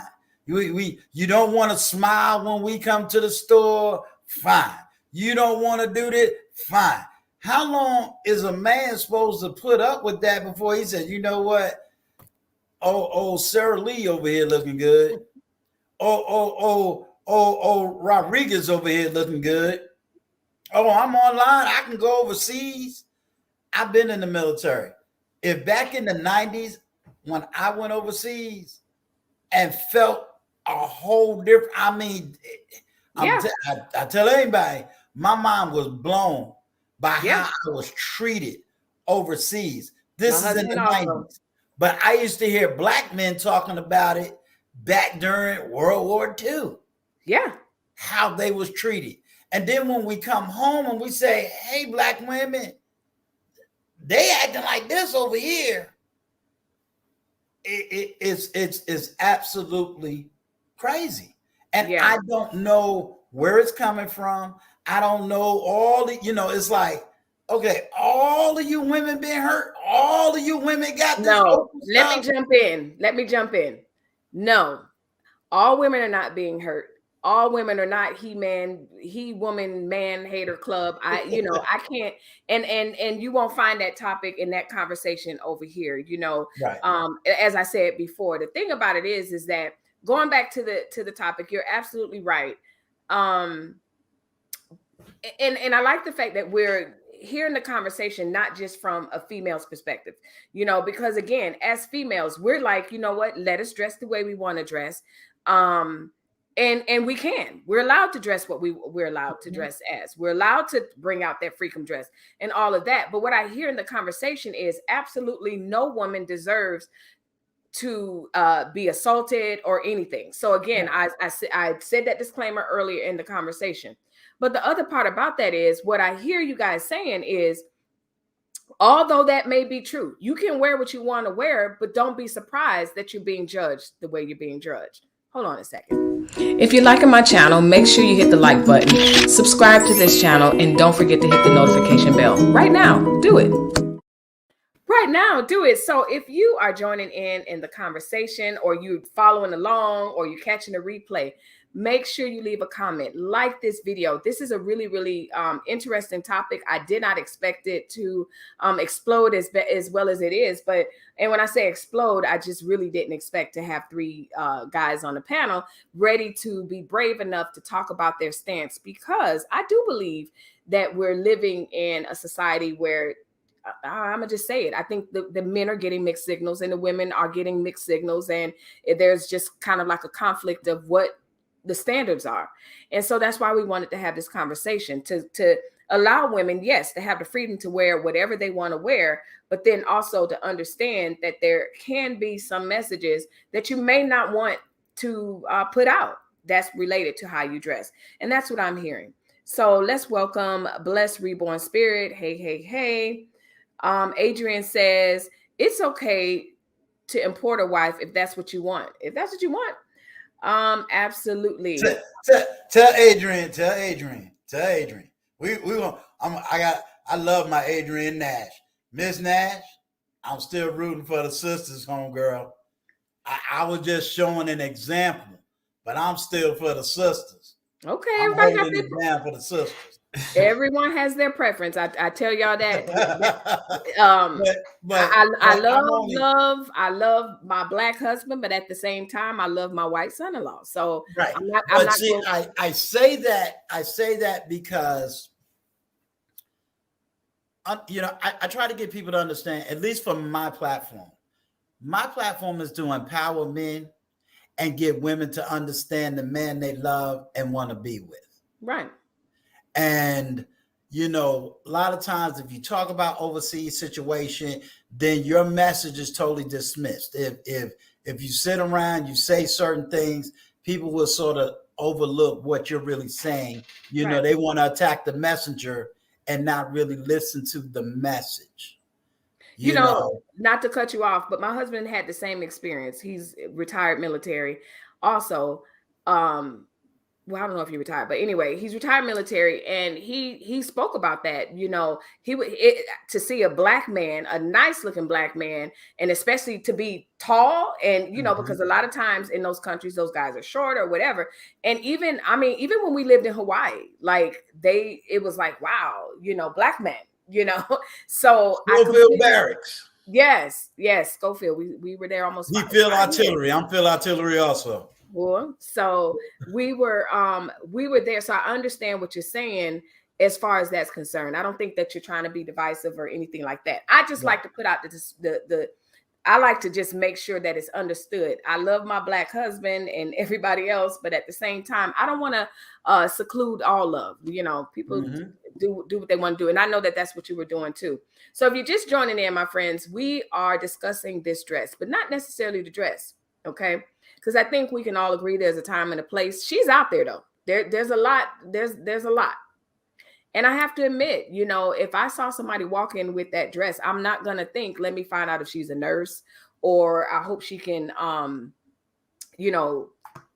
fight my case in court. I'm not thinking any of that. Now, I'm not saying I think that she's poor or whatever, but at the same time, that's not what's going in my mind. And I'm a very heterosexual woman. So I can't even imagine what's going through a man's mind. And as women, I want to make sure that we understand as we're celebrating. Now, let's be honest, ladies, as we're getting dressed, we tell each other, oh, yeah, that's going to kill him. Oh, yeah, that's fine. That's the freaking, like, that's what we're saying to each other. So if that's what we're saying to each other as women, our girls, heterosexual, these men are telling us, yeah, we're saying that, but there's one thing on our minds when we see you. One thing. And I wanted to have the conversation about it because I think it's a fair argument. I think it's a fair conversation to have that I don't want to dismiss. I don't want to dismiss that because, you know, here's the question that I wanted to ask also. We kind of skipped over it in sound issues earlier, whatever. Talk about, if you can, we'll start with big guy. And again, it may take four seconds because this is grown folk conversation.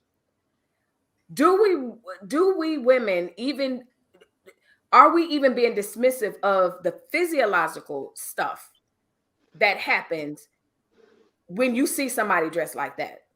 As far as, well, I just turned them on, but oh well. Can I ask you a question before we get into that answer? Yes. I want to make sure that I heard something you said earlier. And to me, that's the other dangerous part of this narrative. Okay, help me out. Did you say that she sent that photo to another man? Yeah. Yes. Is that I was wondering when y'all were going to pick that up. Yes. Yeah, I heard you just say moved it, but past I it. was trying to You be moved past respectful to Sorry, where yes. you was going in your platform. No, hold on 1 second. Hold on. Let's add Pet Charles to the conversation.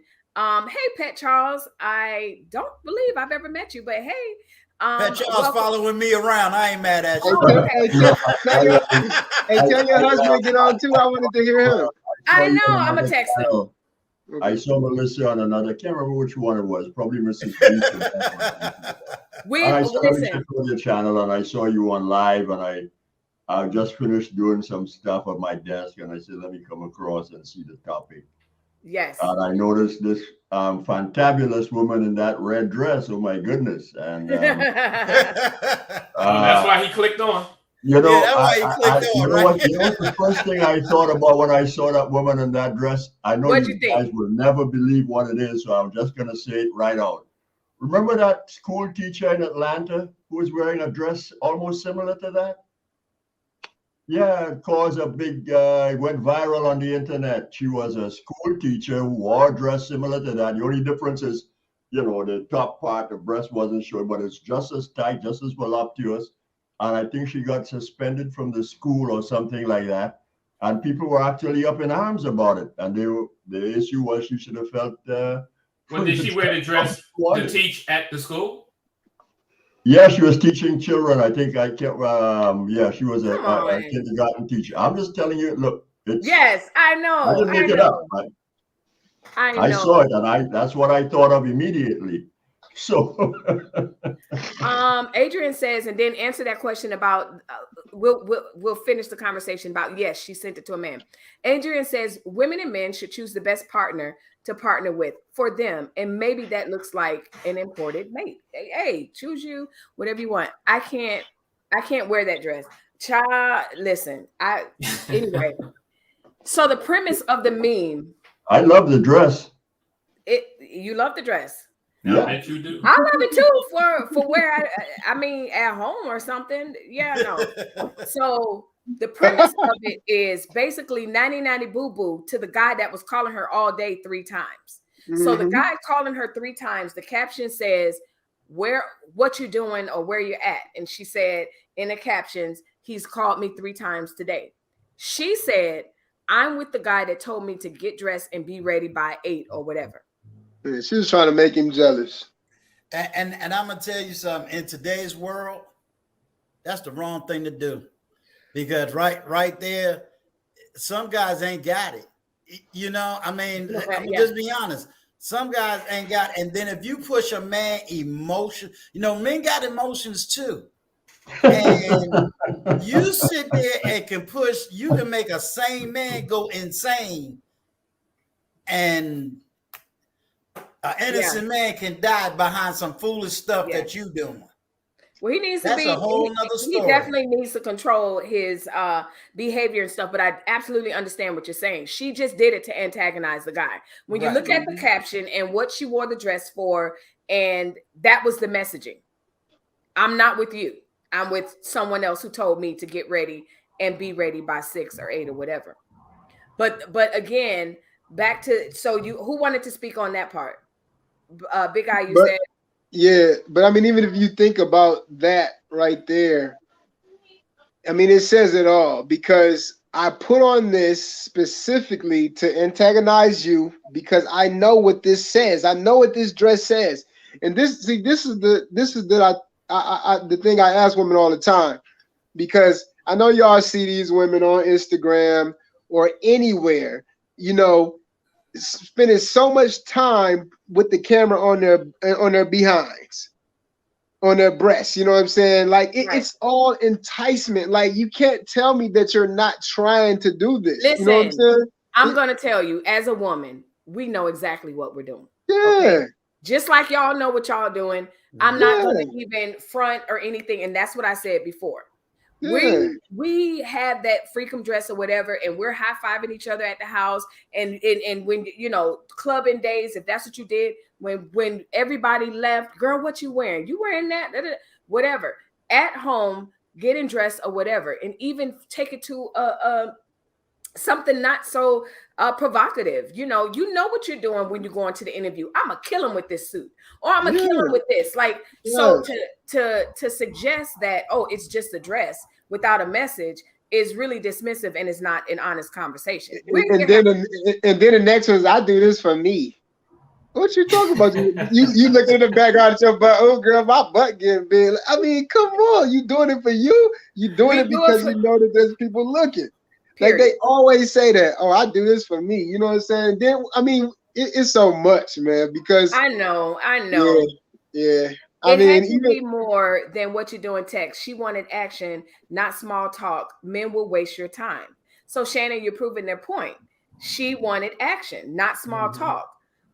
With men will waste your time. So she was saying also, when you look at the text, the person is like, "What you doing?" WYD, and the other guy sent out a full sentence, "Get ready," blah blah blah blah blah. So that's what she's saying. Like, she wanted someone that would be interested. Yeah, because she feels like, I'm tired of playing games with him, so I'm finna go get up on him, and I'm gonna show him. See, that's what it's all a game. And she probably went and smashed, just like the dude said. Let the dude smash, because but what he on. I got to do something to make myself feel better. You know what I'm saying? And yes, I mean, I just so you believe, so you understand why the guy in the comment section said with the dress like that. Listen, I've seen it. I've seen it, and I've been on the other side. I know, like, these women need to stop lying about that stuff, man. That's real. Wow. Now, you know what's funny? I understood, but I didn't think it was necessary, or I thought it wasn't cool, and I thought it was really immature for the guy to say that until now. Gotcha. Until I knew she sent that picture to another dude, and I mean, this just messed my whole story up that I gave earlier. Hey, that's what I was trying to tell you earlier. It was a nice story, though. It was when she said it, I said, well, wait a minute, this mess up the whole narrative. Just that part, and so that goes back to the original thought. It's the intention. Because I'm going to be honest, and ladies chime in, tell me where I'm wrong. But I know when we're getting dressed, whether you're getting dressed at home. I mean, I've been married for a very long time, but even being married, going on a date with my husband, I want to send a message, whatever that message is. And it's the same thing as you guys were saying, Big Guy, as you were saying with your friend. He mad about that old black long dress that she's going to sleep in or whatever. That's a little funky dress. Little funky dress. That's the word. Oh, funky dress. There is a message behind it. Now, we can play, no disrespect to Me Too or anything, but we can play this whole moment of really expecting these men and or women to not have the psychology or the cognitive functioning to say, wow, boobs, but that's not, come on, that's not real. Like, no, it's not real. It's not reality. Somebody said, I think what's funny for me, and this is just me, why I guess I don't get so triggered, if that's even the right word to use, by that dress, is just working behind the scenes in the music industry and working in Hollywood. You see it all the time. Being when you go to after parties, when you go to, that is almost like a requirement attire, you know, and I see so much of that. And heck, I've been in dressing rooms walking through, and I will never name them, especially with my face on here, of singers who basically have nothing but underwear on. Right. No, and bottom underwear, because they're getting changed for the next show. Whatever. And it don't faze me at all, as far as like, what, and they trust me like that. So when I see that dress, I'm like, okay, maybe she's. And again, pop culture, what the Atlanta Housewives do. I don't watch the show, but I saw a reunion special, and everybody looked like that. They do. Everybody, boobs was out. But you know, it's let me ask you this, SDMC. But we're all older. This is where the fear comes in. We're older, so it doesn't move us. But if I go to my 20-year-old self, it would have said something totally different. Right. See, it's not moving me because I know what that end result is. But if I was 20 looking at that, would I be thinking about the end result? And my end result would have been more sexual. But here's the thing. Here's the thing. There's a time and place for everything. And I do think when we see that in Hollywood, when we see that in Atlanta, absolutely, it's appropriate. But I guess what the messaging also is, you too can wear that. So down at the Mortons and down at the mall.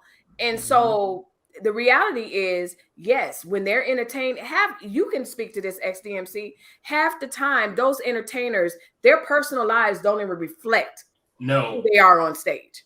No. They're not living like that. Not at all. Hey, but that's why I be so against. That's why York, so I see it all the time. But that's why I be so.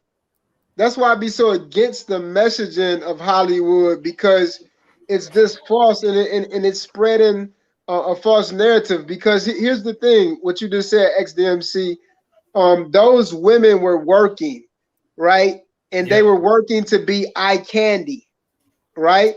And so how is that transferring to these other girls? Because they're making them eye candy too. And so that's what I mean by you for the streets. Because like, if you get so comfortable where you just flaunting your body around and you acting like them on TV, when that's not a real lifestyle. You know what I'm saying? Like that's what I mean by, if you as a man, you looking at this like, I mean, how can I see myself wifing this person? Because I'm really bringing on some extra, some stuff that I'm bringing some fantasy stuff to what in my that I see is real life. You know what I'm saying? Exactly. And so I'm not trying to live a Hollywood life. I don't want my woman to be walking around other dudes like eye candy. I don't want her up in other dudes' face and all of that stuff. You know what I'm saying? And so I think that, you know, we can say it's the personality, but oftentimes when you're influenced by that machine, then your personality is flawed to me. You know what I'm saying? Yeah. So is this ever appropriate? Besides Hollywood, besides entertainment and all of that, you're taking your wife or your girlfriend out on that, or it's okay, but it's not. So where's that conversation at? I don't think that's a man's conversation. I think that conversation belongs with women. And I'm not being funny. I believe that conversation belongs to women. And the reason I say that is because if we be honest, why do women hate Kevin Samuels? Because when he speaks that honest truth, it's a pushback. If I was to speak that honest truth, think about the pushback I received when I said, hey, this is what a man would even think. Yeah. I got the pushback. Yeah. XDMC can't, he just told you, I can't even say names. Pushback. Right. You understand what I'm saying? Right. No, we absolutely. can't have that, you know, and when I say that, meaning we're not allowed to have that conversation.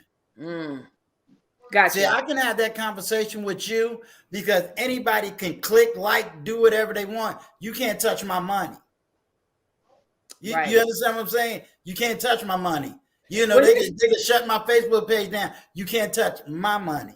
Exactly. But if I was working at a school, being an educator, I couldn't even have this conversation with you. No, absolutely. And that's the beauty and the freedom of being a content creator and everything. But the other part about that is I grew up in Miami. Like, I'm from Miami. And to be perfectly honest with you, that is probably a very common way people dress, like, you know, with the halters and all of that. Absolutely. But even growing up in that time, and it's like that now. I remember the girls, you know, they even wear the short shorts with the zipper open and all of that. So there is an aspect of culture and other cultures. You go to Brazil and different places, this is how these women are dressed. So that's that aspect as well. So I did want to put that disclaimer out as well. Adrian says, I caught that she sent that to another man that she was not dating that night, period. So it was an antagonist moment.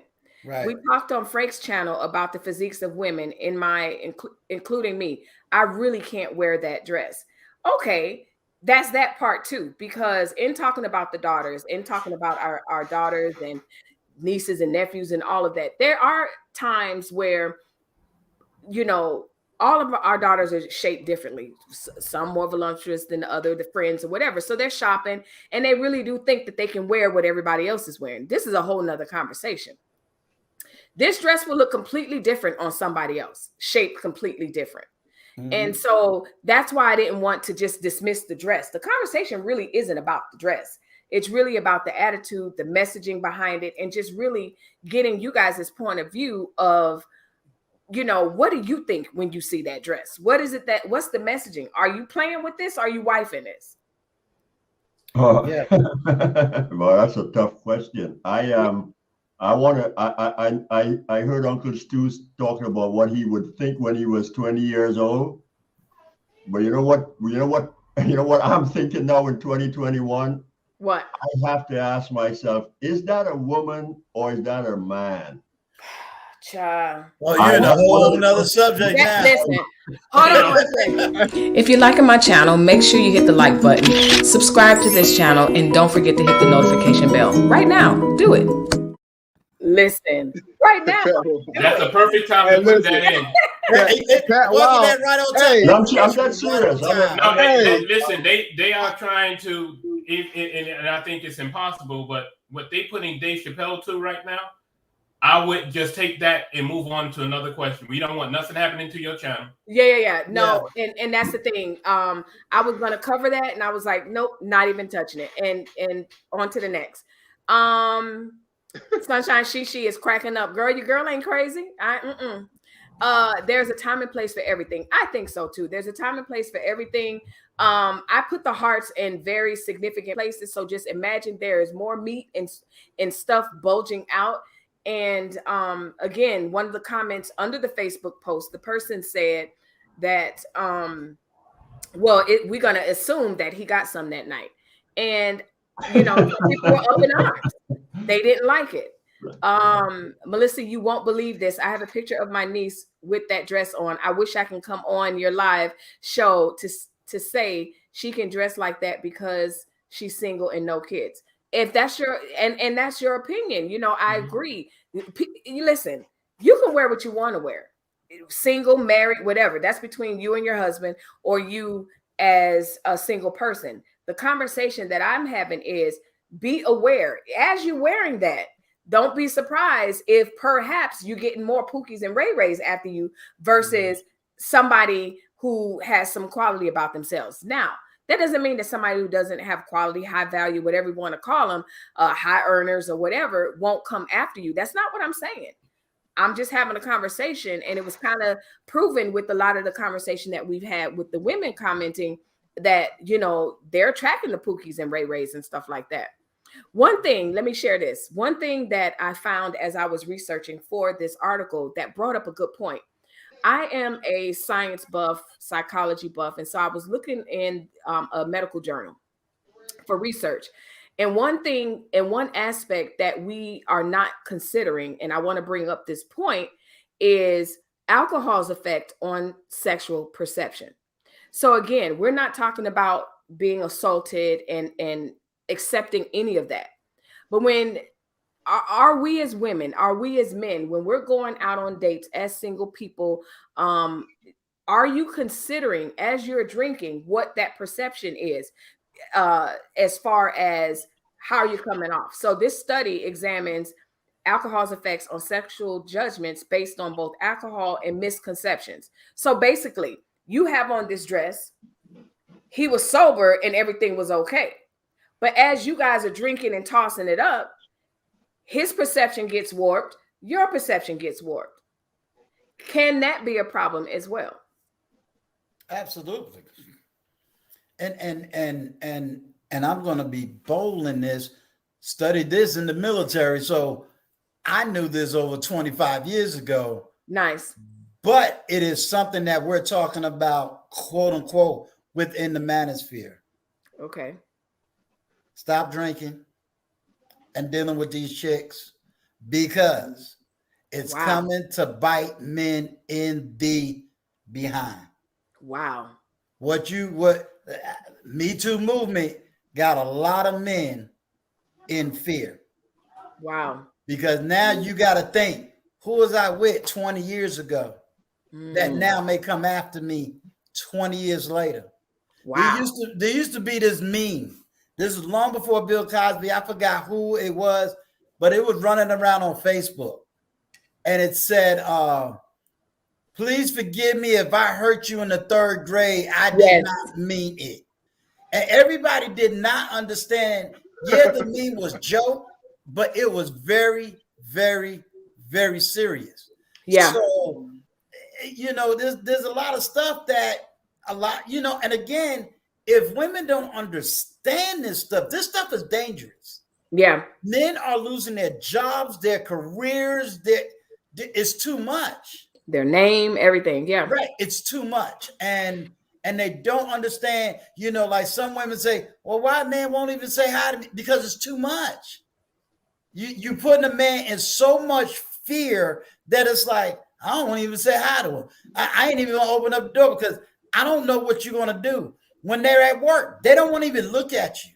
Speaking of which, I have a video that I did because just talking about answering Kevin Samuel's question. He asked that, do women want to be feared or loved? And that is a legit question. And I understand, and I kind of expound on that. I will drop it in the description box where I give commentary to that question. Basically how this narrative, how this, you know, you got some people call it the feminist movement. I don't know where it began. I don't know what's happening other than, like you said, the Me Too movement and all of that, which absolutely has its place. Like nobody wants to be the oppressed woman or anything like that. However, I feel like at times there's an imbalance and there's no common sense that's into the room as it relates to that. It's just extreme. And so, you know, as it relates to this dress, you know, I think that's just evidence of what we're seeing. That's the result of it. It's like, let me wear this dress. Basically, let me wear this dress and you better not have nothing to say about it. And not only that, but see, here's the scary part. You talked about the drinking. Here's where the Me Too movement would come in. If they had any kind of activity and she wakes up in the morning, she can go and say the R word. Yep. His life is ruined because what they're going to say is she was not in her right mind to be. You understand? We're putting things in straight line, those words, and it's become too dangerous. Yeah. You see what I'm saying? And I understand. And when it goes back to Kevin Samuels, I took someone with me where I stay at, and I dress the same way and I would take them into the parking lot with me. It was a woman. Take her to the parking lot with me. And I was showing her how I'm treated. So what we would do is I would go up to a black woman and say, hey, can I help you put them bags in there? Now, remind you, I'm with a woman. So the woman see the woman. Right. And it'll be no smile. I got this, yada, yada, yada, yada, yada. I can go to an old white woman. Oh, yes, thank you. I can go to any other woman. Oh, yes, thank you. Oh, you're such a gentleman. But to my sisters, no smile, anger. And it's like, I don't know where this is coming from. Right. So I think when Kevin Samuel said that, are we to be feared? And I'm trying to figure out, where did this stuff come from? Where did this attitude, when women say, oh, we hate Kevin, I said, have you ever seen The Full Live? I've never been able as a 20-year-old to be able to talk to a 50-year-old any old kind of way. Here's the thing, not to cut you off. I catch him bits and pieces, but I like the fact that he asked that question, and I answered it from the perspective of, yes, the extreme of the Me Too movement. And basically I took that Megan Thee Stallion quote and just said, this is the control. This is the I don't know, the quote basically of what she said. And basically I'm in control and this and that and the other, and I make men fear me, but yet we're dancing to it. But yet, do you want to, but then I want to be loved. So back to, I want to hear from XDMC, Blind Guy, and Forge Man. I forgot my question. Oh, maturity. You guys spoke a lot about 20-year-old you, 30. Can we hear from your husband? Huh? Your husband back? He's back, so we're gonna hear from you. When you look at that dress, and I want to hear from you guys, so we'll go Forge Man, back to Big Guy, over to XDMC, Uncle Stu, and then Pet Charles. When you talk about, because a lot of my subscribers are under 40, and so most of the guys they're dealing with aren't as mature as you are. When you say, okay, I see this dress, I approach this woman this way, but my 30-year-old me would be thinking XYZ. Or when I was single, I might have thought this. Anybody want to speak to that? Just talking about the journey of the maturity up to now, knowing. I have to say. Not you, Uncle Stu. I love you, but B, go ahead. Go ahead. Okay, so. Okay, can you hear me? Yeah. Okay, cool. Forge Man, go. Okay. The 30-year-old me, so the age of maturity. I don't do what I do now versus what I did when I was 20 years old, right? And that's because I've evolved over time, right? I grew into a mature person. Now, that being said, the adolescence of it all is that we play games. That's the adolescence of it all. But once you mature and you grow into who you are as a man, right? It's just like the Bible says, you put away childish things. That is kind of childish for you to approach a woman in that manner. And that's why I say there's a time and place for everything. I'm a man. I see with my eyes. I like visual pleasure. Right. But there's a time and place for everything. That said, I grew into maturity. So at one point I was an adolescent. I did play games and whatever at one point. But at some point you got to stand up and say, I'm 30 years old, or I'm 35, or I'm 40. I can't be playing them same games that I played when I was 20 years old. At some point, you got to grow up and become a man.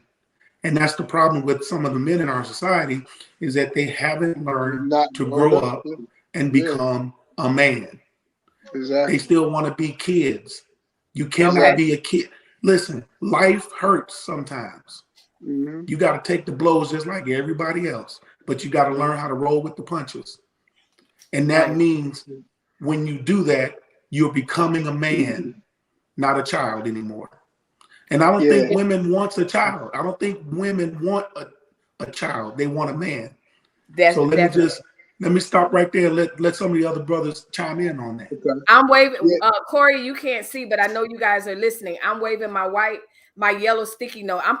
Listen, I need a blind guy and his wife timer because this is really good conversation, but I want to make sure everybody gets their point in, but I also want you to get your point out. Big guy, what you saying? Okay. I think the difference is this, I want to take it back more a little bit before my 30s because I started maturing around in my 30s a little bit more. But the thing about it is with all of this testosterone that we have flowing through us, it was one point in time, I mean, I was looking at everything, even the stuff that I wouldn't necessarily hit. Like, you know what I'm saying? I was still looking, you know what I'm saying? Yeah. And so this speaks to the childishness of them, and maturity came for me is when I actually found the Lord. You know what I'm saying? And so although I still had these desires, I started to look at women different. And like when I talk about doing the work, I had to start looking at.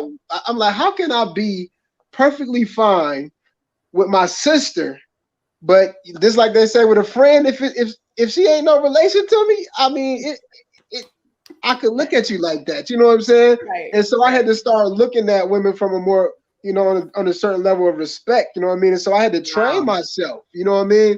And so now, even though I'm 41 years old, I'm not saying that I don't look at a woman like that and be like, dang, you know what I'm saying? Like, I mean, I may still do that, but I'm just saying that I'm not finna entertain her to the point where I'm like entertaining the possibilities of her as a prospect, because I just know that all I see is the cycles. I see men and women getting in and out of relationships, cycle after cycle after cycle, and I know that ain't what I want.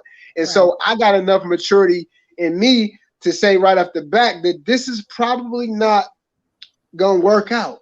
You know what I'm saying? And so I'm just like my man said, Forrest, I'm just more mature now.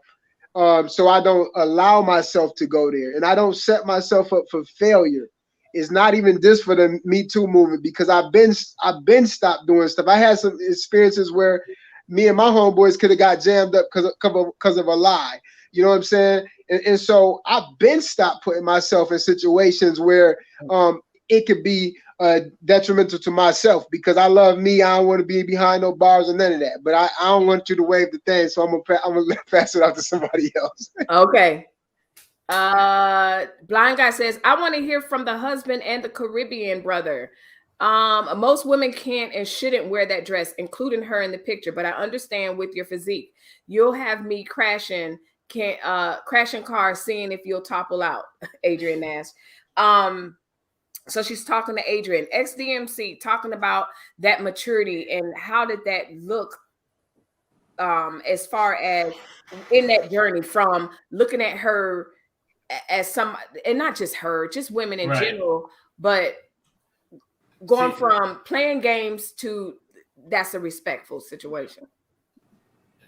I won't say that's a hard one for me. I think it's one that someone maybe like me can't really answer, in the sense that I've, like, during my 30s, I was married. I've been married for a long and focused, and not that have some superpower that's strong. I just had elders and brothers in the community around me that made sure I was okay and I thought a certain way. So when I gave the examples of working in the music industry behind the scenes, doing the music videos, that was in my 30s, right, when that was going down. So being married to the type of woman that I was married to, it was one of, hey, you have whipped, and then you have me. I couldn't wait to get home. Nice. To my wife. That's so dope, bro. That's dope. And it's funny, and I just keep it 100. I'm not ashamed of that, and still rocking, But now the 20-year-old me would have been, oh man, I hope something's happening because that dress is telling me it's telling me it's going to happen, but I'm hoping it's going to happen. And if she said, "Come on home," I was going home. You there? You there? Exactly. And then if she really dropped it like it's hot, I'm asking what bill you need paid. Nice. Exactly. And that's what I was trying to get out of one of you to say, like, honestly, you look at that and this is where you at. And you all kind of agree. Again, we can wear what we want. We can wave our white flag and say, this is me. I'm woman. Hear me roar. But the truth of the matter is, we're not men. So I can't dictate how you're going to respond. If you're telling me in this conversation and other men are saying like, hey, yes, that doesn't mean you deserve to be violated in any way, shape, or form. No one's saying that. But just in a general cat, mouse, man, woman dating situation, why would you have an attitude if he's like this, even at the beginning? Now, you may say down boy, but at the same time, it sounds like to me, the women are they have an attitude about the prospect of you thinking that. Yeah. Pet Charles, I actually, before you go, Pet, I actually have to run. Okay. I have another call, but I just want to say thank you. Your production value on your videos are awesome. And because that's what I do. And Big Guy, your logo, I like that. What's in the middle, the design of it. Me too. Big up to the designer of that. And one love, family. Hey, real quick before you go, man. Much respect to you, man. I love to see men and women representing, especially for such a long time. And your story, man, the fact that you said that you were done and you ain't think you weren't gonna find no black woman like that. My homeboy, he told me, he said, man, I ain't never messing with a black woman no more. This is what he told me this. Wow. He said this for years. And you know what? He just got married like 6 months ago. And he's so happy. He sometimes you be thinking a certain way and you ain't even looking, but then you find like, dang, I know they made him like this. You know what I'm saying? So it always make me smile when I hear somebody say that, because he literally, I'm like, when I seen him, I was like, I met her. I said, okay, I see. Okay. Nice. That's awesome. One love, family. One love. Thanks for joining. Pet Charles, what do you have to say? What's on your mind?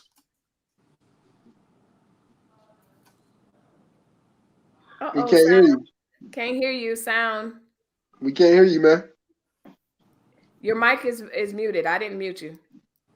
I forgot to unmute. Sorry about that. It's okay. It's okay. It's okay. There are several things about that dress, really, and you touched on some of it. If you're from South Beach in Florida, in southern Florida, it's par for the course. If you're from the Caribbean, at certain times of year, certainly around Carnival time, people are virtually naked in Brazil, But I remember that dress also took me back to a time when I lied. I had a job. I was in college in the Detroit area, and I told him I wasn't coming to work because I wanted to go out to this party with this young lady, and she was dressed like that. But we won a door prize. And everybody, the lights shone on us, and everybody saw me and this woman in the dress, and I was supposed to be working. That's what you get. And then I had another friend I took, to Jamaica, and she dressed like that. And women wear booty dresses and stuff like that. So I think it's, if women have a nice body, she's entitled to flaunt it.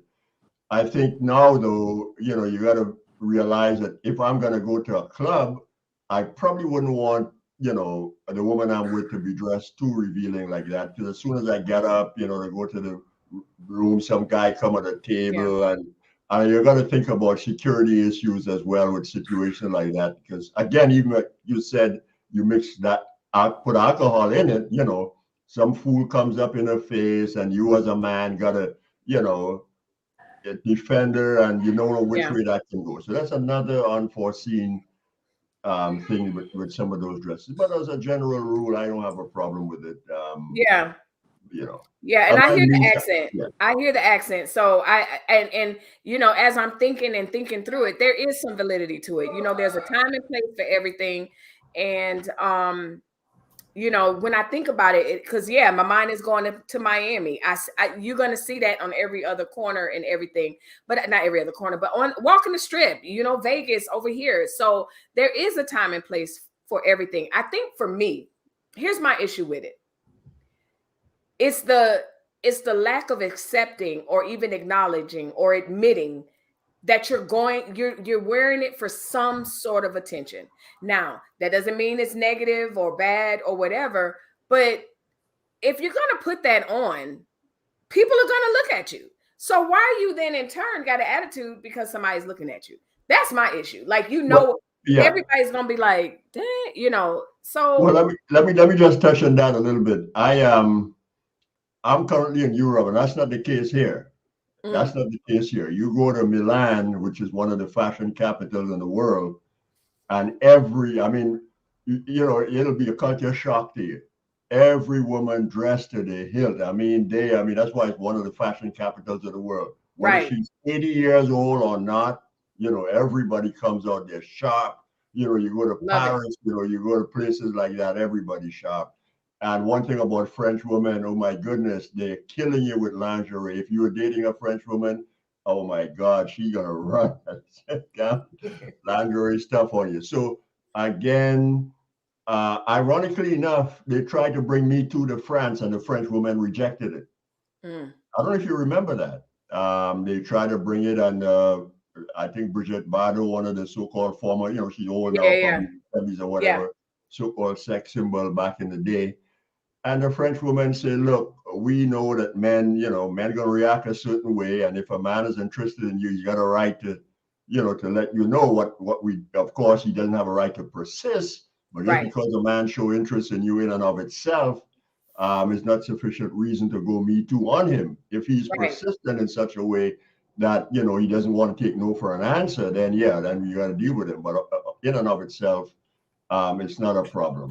Absolutely. So, even some of the stuff in the manosphere that we talk about a lot, what's going on in family courts in the US and other type of stuff, all of those things have, and we talk about feminism. Here's what I see going on in the US right now. A woman dressed like that could be used as a foil in the life of a heterosexual male. Remember, it's only happening to heterosexual males.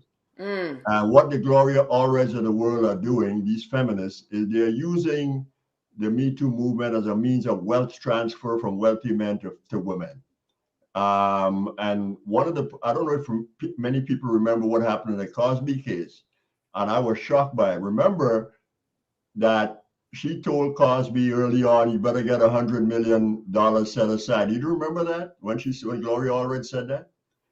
I don't remember, but right. But anyway, so just imagine women like that in a party, and I guess XMD left, and people are partying and stuff like that, and maybe back in the day, Quaaludes are flying all over the place.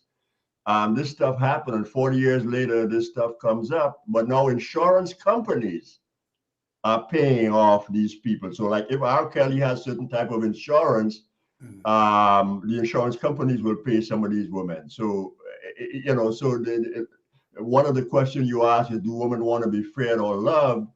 And the fear comes from, of course, the women do want to be loved. Of course, who doesn't want to be loved? We are social creatures. But when you put money in the mix, it's the root of all evil. Right. And that's where the triple signal, not just double signal, but triple signals are being sent all over the place. Yeah. Absolutely, y'all. So if you're just joining in, make sure you hit the like button. If you're catching the replay, make sure that you leave a comment. This is a really, really, really relevant. It's important. And more importantly, I want to give the guys as much of time that they need to get it all out, because to get their thoughts out. Because like I said, it's very easy for us as women to put on whatever it is that we want to put on. I took the conversation completely opposite. I can wear yoga pants all day, dirty t-shirt with baby food all over it and all this other stuff. And that's sending a message to the man as well. And so you look at it either way, there's messaging in what we wear, whether we like it or not. There's a whole psychology behind it. That's how come, like I said earlier in my live, Dress Down Fridays is a thing. That's why all these things are part of our society. So it's really, really irresponsible to just kind of dismiss, like, oh, she wore this dress and, how dare these men respond this way? Well, but let me just I'll touch on something you said. I wasn't too familiar with that story, but from what I'm hearing, you said that she sent that picture to some other guy who she wasn't going to go out with at that particular time to let him know that she was going out with somebody else. Right. And that is a sign of emotional immaturity on her part, if you ask me. Yeah. It's basically trying to invoke jealousy in the other guy. So she obviously must have had more feelings for him than the man that she was going to go with. Right, because who I'm with, that's who I'm focused on. I'm not focused on the other guy. Into consideration, I don't want to read too much into it, other than emotional. I mean, immaturity, if you ask me, if I had to assess it all. Adrian says, I got my yoga pants and my t-shirt. Listen, I am a connoisseur of yoga pants, okay? And I work out and everything. But what I'm saying is within context, I can't say, I'm trying to be sexy or this and that and the other. The long story short is the message of the yoga pants, baby food all over your shirt, hair everywhere could literally be, I had an overwhelming day. So regardless of what it is that we're wearing and how we're wearing it, it all sends a message, whether we like it or not. And that was the whole point of the live. I didn't want, that comment that person said on that Facebook post, what I'm hearing is there's some validity to what he said. Mm-hmm. We can assume that he got some that night. Now, that doesn't mean the R word. It doesn't mean assault. That's a whole nother live. No one's saying that. But now that we're talking, I got to admit, sister came ready. Now, if she says, no, I'm not interested, absolutely go home and go take a cold shower. It is what it is. But for the purpose of conversation, I really, really appreciate you guys, all my wonderful panelists. Go ahead, sir. You're frozen, or it's like lagging. Can you hear me? Yeah, I can hear you. Okay. I was going to say, from the perspective of the picture that you showed, right? What is the other side of that coin? Here's a woman that can fit into that dress. She could wear that dress and wear it without reservation, right? But what do you say to the women that try to wear a dress similar to this, but are you saying don't even go there? If you're liking my channel, make sure you hit. Am I getting the flag thrown? What's happening? I'm being honest. No, that's none of my business. That's between her and and her husband and whoever else. I mean, honestly, it's the Lizzo effect. Right. It's the same thing with social media. I was joking with the commercial, but the truth of the matter is, that's a whole nother conversation when we begin to tell women what they can and can't wear and should or shouldn't wear because of their body type. That's a preference that's subjective to whoever and however they like. So that's why I threw a flag on the play, because that ain't nothing that I'm concerned about. So that's exactly. Let us see. Wait a minute. Well, hold on. The same way that you are saying that, right, can be applied to this conversation. Shannon, because in one break you say, well, you can't tell women what to wear and how to wear it, and I completely agree with that. The only difference. Go ahead. But I hear conversation, not from you. I hear conversation sometimes they say, why she knows she shouldn't be wearing that, blah blah blah, have her belly hanging out or whatever, something like that, for example. And brothers in the room, come on, help me out, because y'all know what I'm talking about. Let me jump in on that, since it's related to a woman. You're right. You are correct. It can be applied to the same thing, but the only thing is there's two different emotions that's being evoked. Right. There's one thing to look at someone and be in complete disgust, or fat shame, for lack of a better term, like, oh, she shouldn't wear that, whatever. That's a completely different emotion than turning a man on. That's what this conversation is about. Now, if I want to do a live next week about how should a woman dress for her body type, that's a completely different conversation. But you're absolutely right. It is the same thing. We should mind our business or whatever. But the truth of the matter is, if you see Ms. Red dress, boobies hanging out, that's going to invoke, even if just for a second, whether you know I need to run the other way, not talk to her, whatever. But the conversation is, I know. Okay, perfect example. The comment that the person said on this meme was, I know that he got some last night.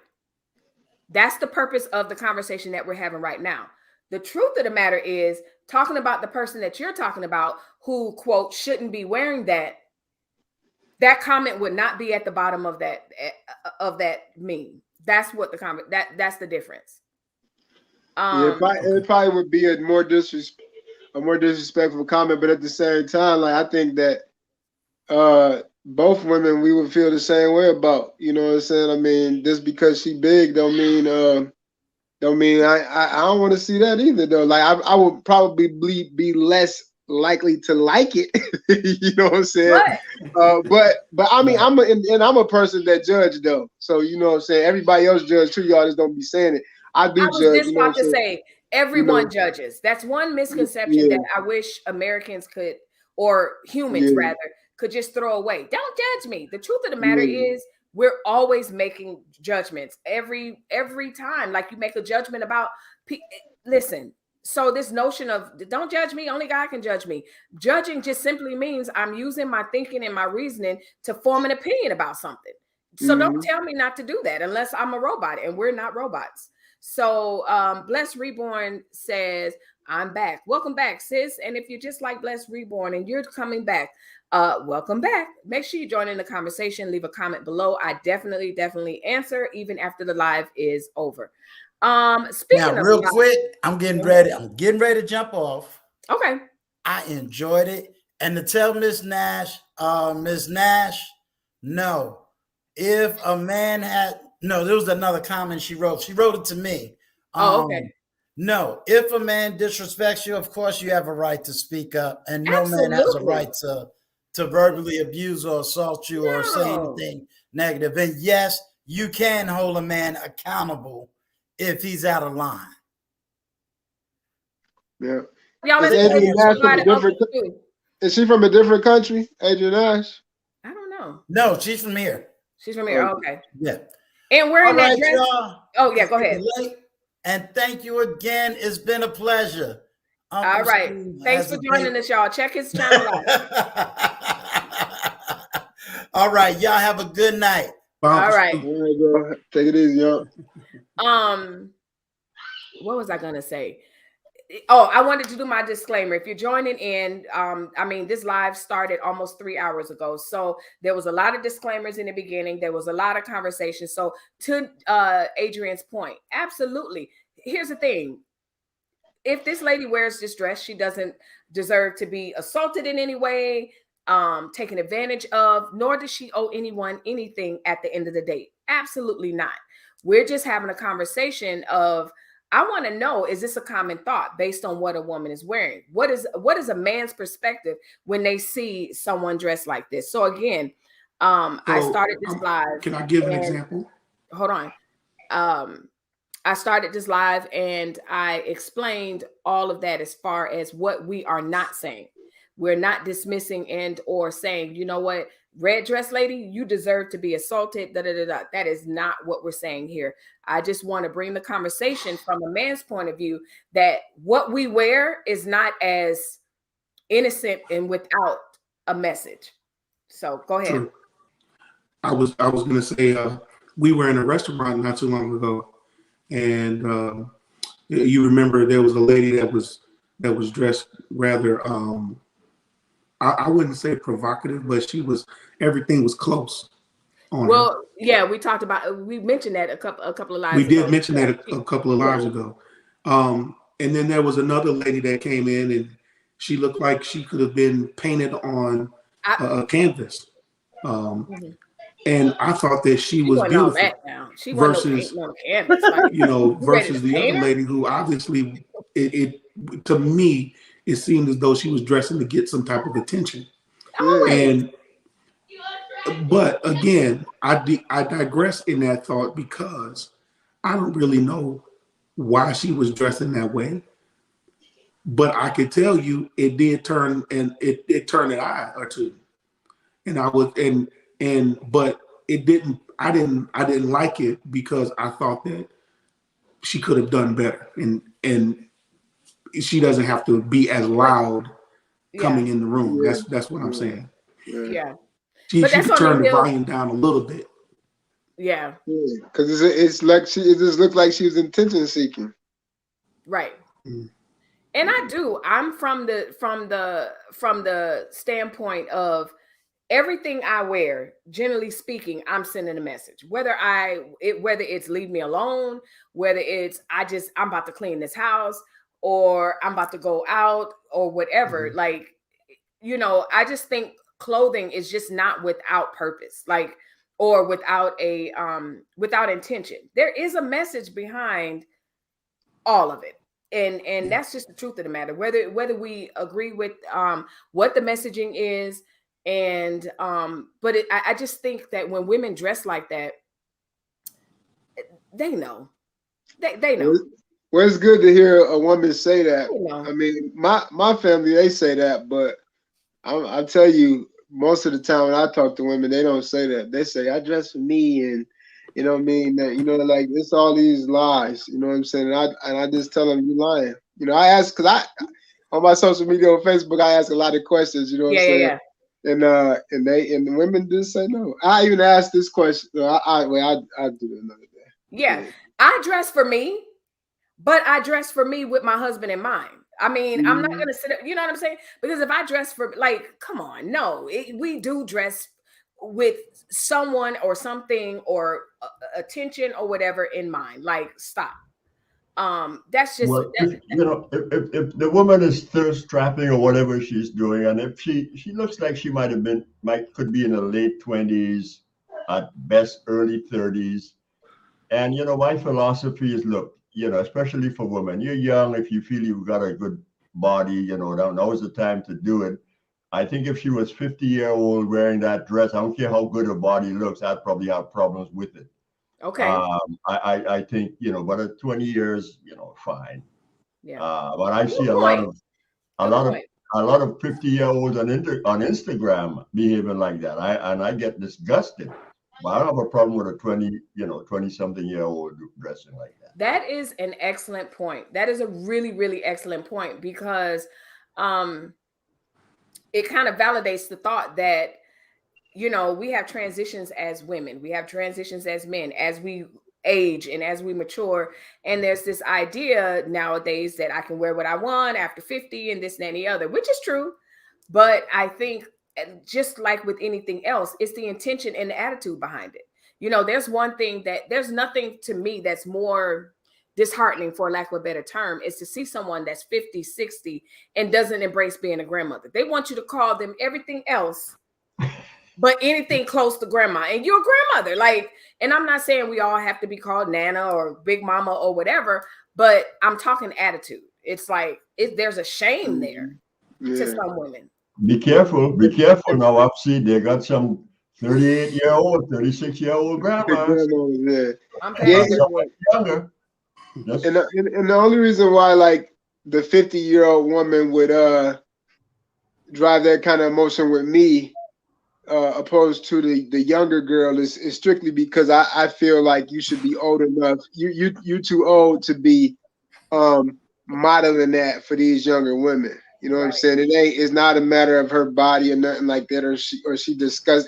It's disgusting to me, because I feel like you should be past that, because you need to be more of an influence for these younger girls, right? Because I try to tell the younger girls that hang around my daughters and stuff, that they need to be more respectful and more modest. You know what I'm saying? And so for an older woman, she's basically she's giving them the wrong messages. You know what I'm saying? She's contradicting that. So and that's the beauty of, my husband and I, we talk about this all the time. That's the beauty of growing old with somebody. And we're not old, but we're right at the cusp. And so we've been with each other since 20. So we remember being 20. We remember being in our 30s. We remember being, we still remember being in our 40s. But the things that we used to do in our 20s, we don't do anymore. We don't go, like, if we try to do some of that stuff, knees going one way and, but But it does say something to our society where people just don't embrace the ages and stages. And it's the same thing even with the kids. You know, I think that it's a dangerous thing when you have like these 2-year-olds, you know, and their Instagram models dressed like an 8, 10, 12, 16-year-old. So it's just really a weird time that we're living in. And I think that we're all been kind of shaken up like a snow globe, and we're just all trying to find our way and navigate to what works best again. That's just what I'm feeling. What about you, Pet Charles? Final thoughts. Well, I see, you know, there's, as I read and look at America and how America has evolved, if you listen to music, to me, I like to listen to the lyrics and music to get a pulse of what's going on in the culture. Right. And you listen to the lyrics in the 60s, you know, it was about love, serenading, and, you know, the way guys dress, everybody was choreographed in suits and very natural. You listen to the music in the 70s, it started to get a little bit more militant, coming off of the Vietnam War, you know, and some of that.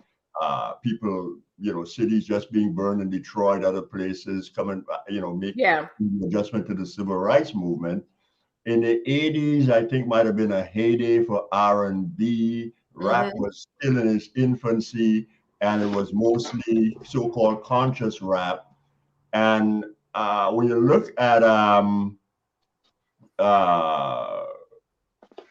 the 90s, when this gangster rap stuff started, you know, the ratchet effect started to come in. And I mean that, and pun is intended. You start to see, it's the first time to me in Black history that 2 consecutive generations of Black people have not created a new art form. I mean, you know, usually we go back all the way to the days of blues. Blues used to be considered scandalous music at one time. Right. You know, and then we had jazz, etc., and then jazz fusion, and, you know, but we've been dealing with this rap stuff now for too long, and I think we need to move on to something hopefully better. The other phenomenon is, let's take you mentioned Megan Thee Stallion. I remember when there was a song that used to come on BET late at night. That was Nelly's Tip Drill, right? No, that is, you know, no, that's a joke compared to what some of these people are doing at the BET Awards. Yeah. You know, so the so-called video vixens who used to be in the male videos, now they decide they want to be up front. They're going to be the stars, and they're going to turn it up a notch and be more, you know, more sexual, if that's for want of a better word, and shocking. So I think, I don't know who's behind it, but now they want us, I think they don't want us to say men and women anymore. They want us to say cisgender, because they want to, I guess, legitimize this word transgender. And since the lines are blurred for everything, we don't have a sense of decorum. You know, for example, Monique came out and talked about, look, hey, baby girl, you know, you shouldn't wear bonnets and stuff like that on the airplane, at least.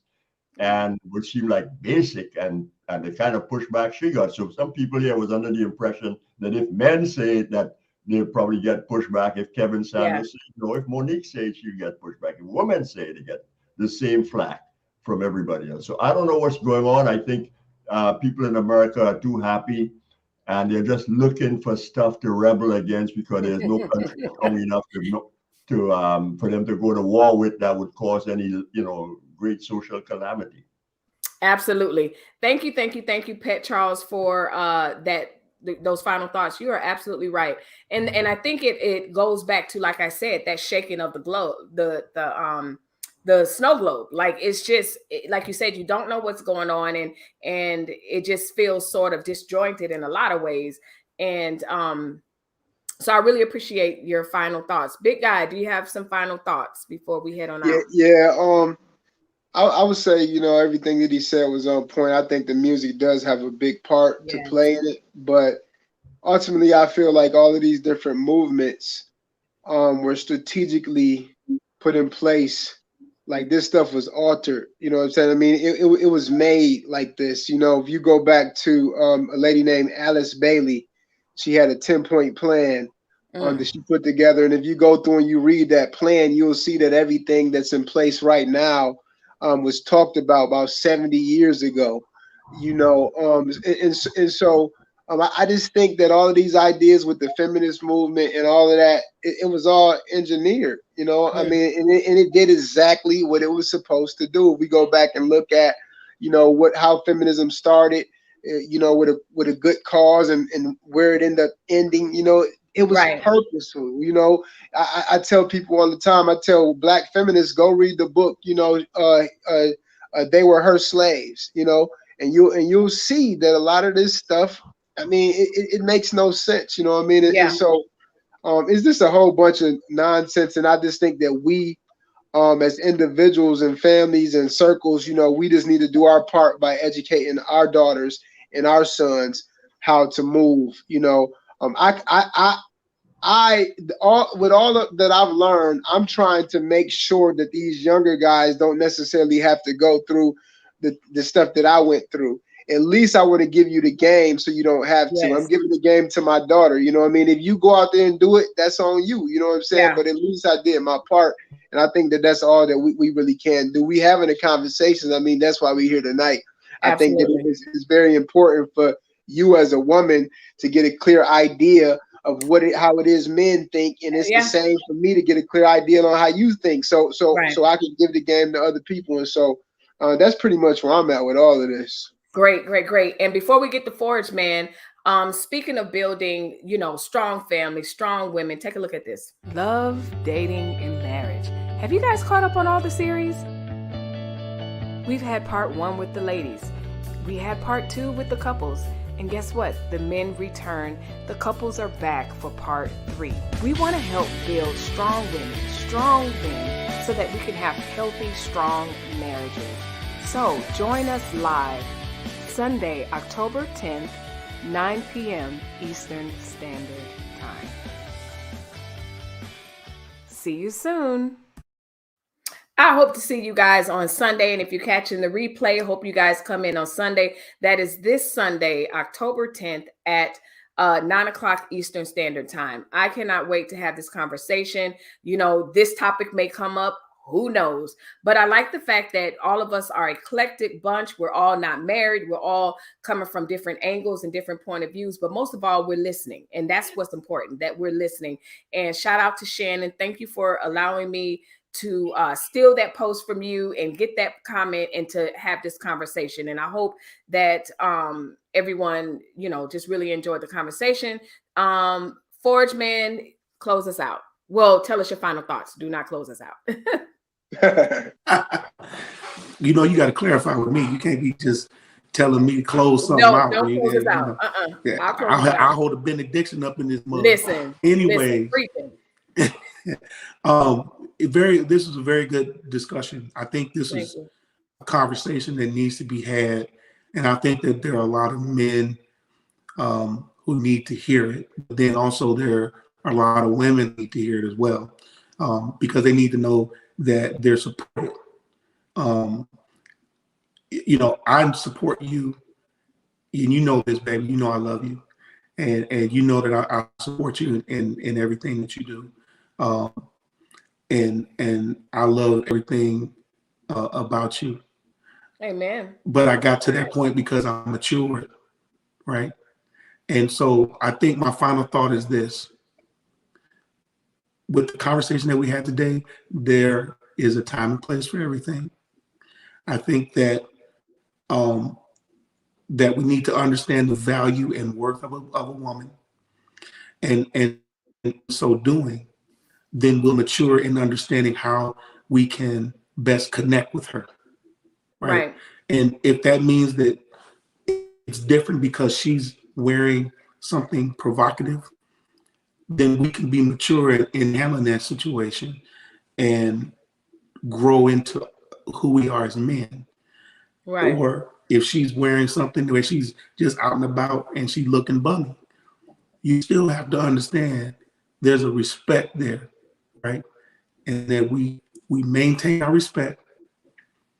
We understand where we fall into that, what place we take and what role we take in that. And then we mature as men, period. And that's Period. my thought. That's my final thought, babe. Thank you for joining in live. We appreciate the conversation. The feedback that we're getting real time is that they're loving this conversation. I loved having a conversation. Shannon says, "Oh, so sweet." Shannon, that's him, child. He's a sweetheart when it comes to that, and I appreciate the kind words and him being my number one supporter.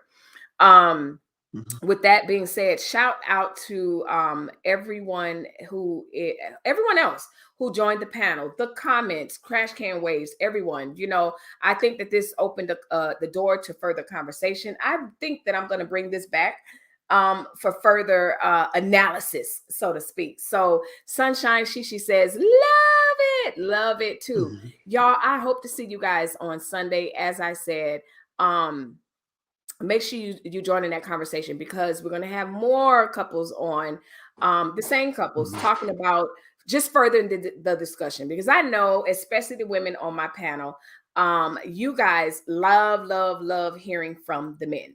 And so I don't want to take that time from them. I want to give them all the time that they need, but also, you know, me and Quita and Kiera, we're going to jump in. Listen, we're going to say, but Shannon doesn't have a channel, big guy. She doesn't have a channel yet. So with that being said, my friends, have a safe, happy Friday afternoon. If you're Friday evening, afternoon, what am I talking about? Friday evening. Make sure you guys be safe wherever you're at, whatever you're doing. But most importantly, like I always say, make sure you're being kind to one another for absolutely no darn reason at all.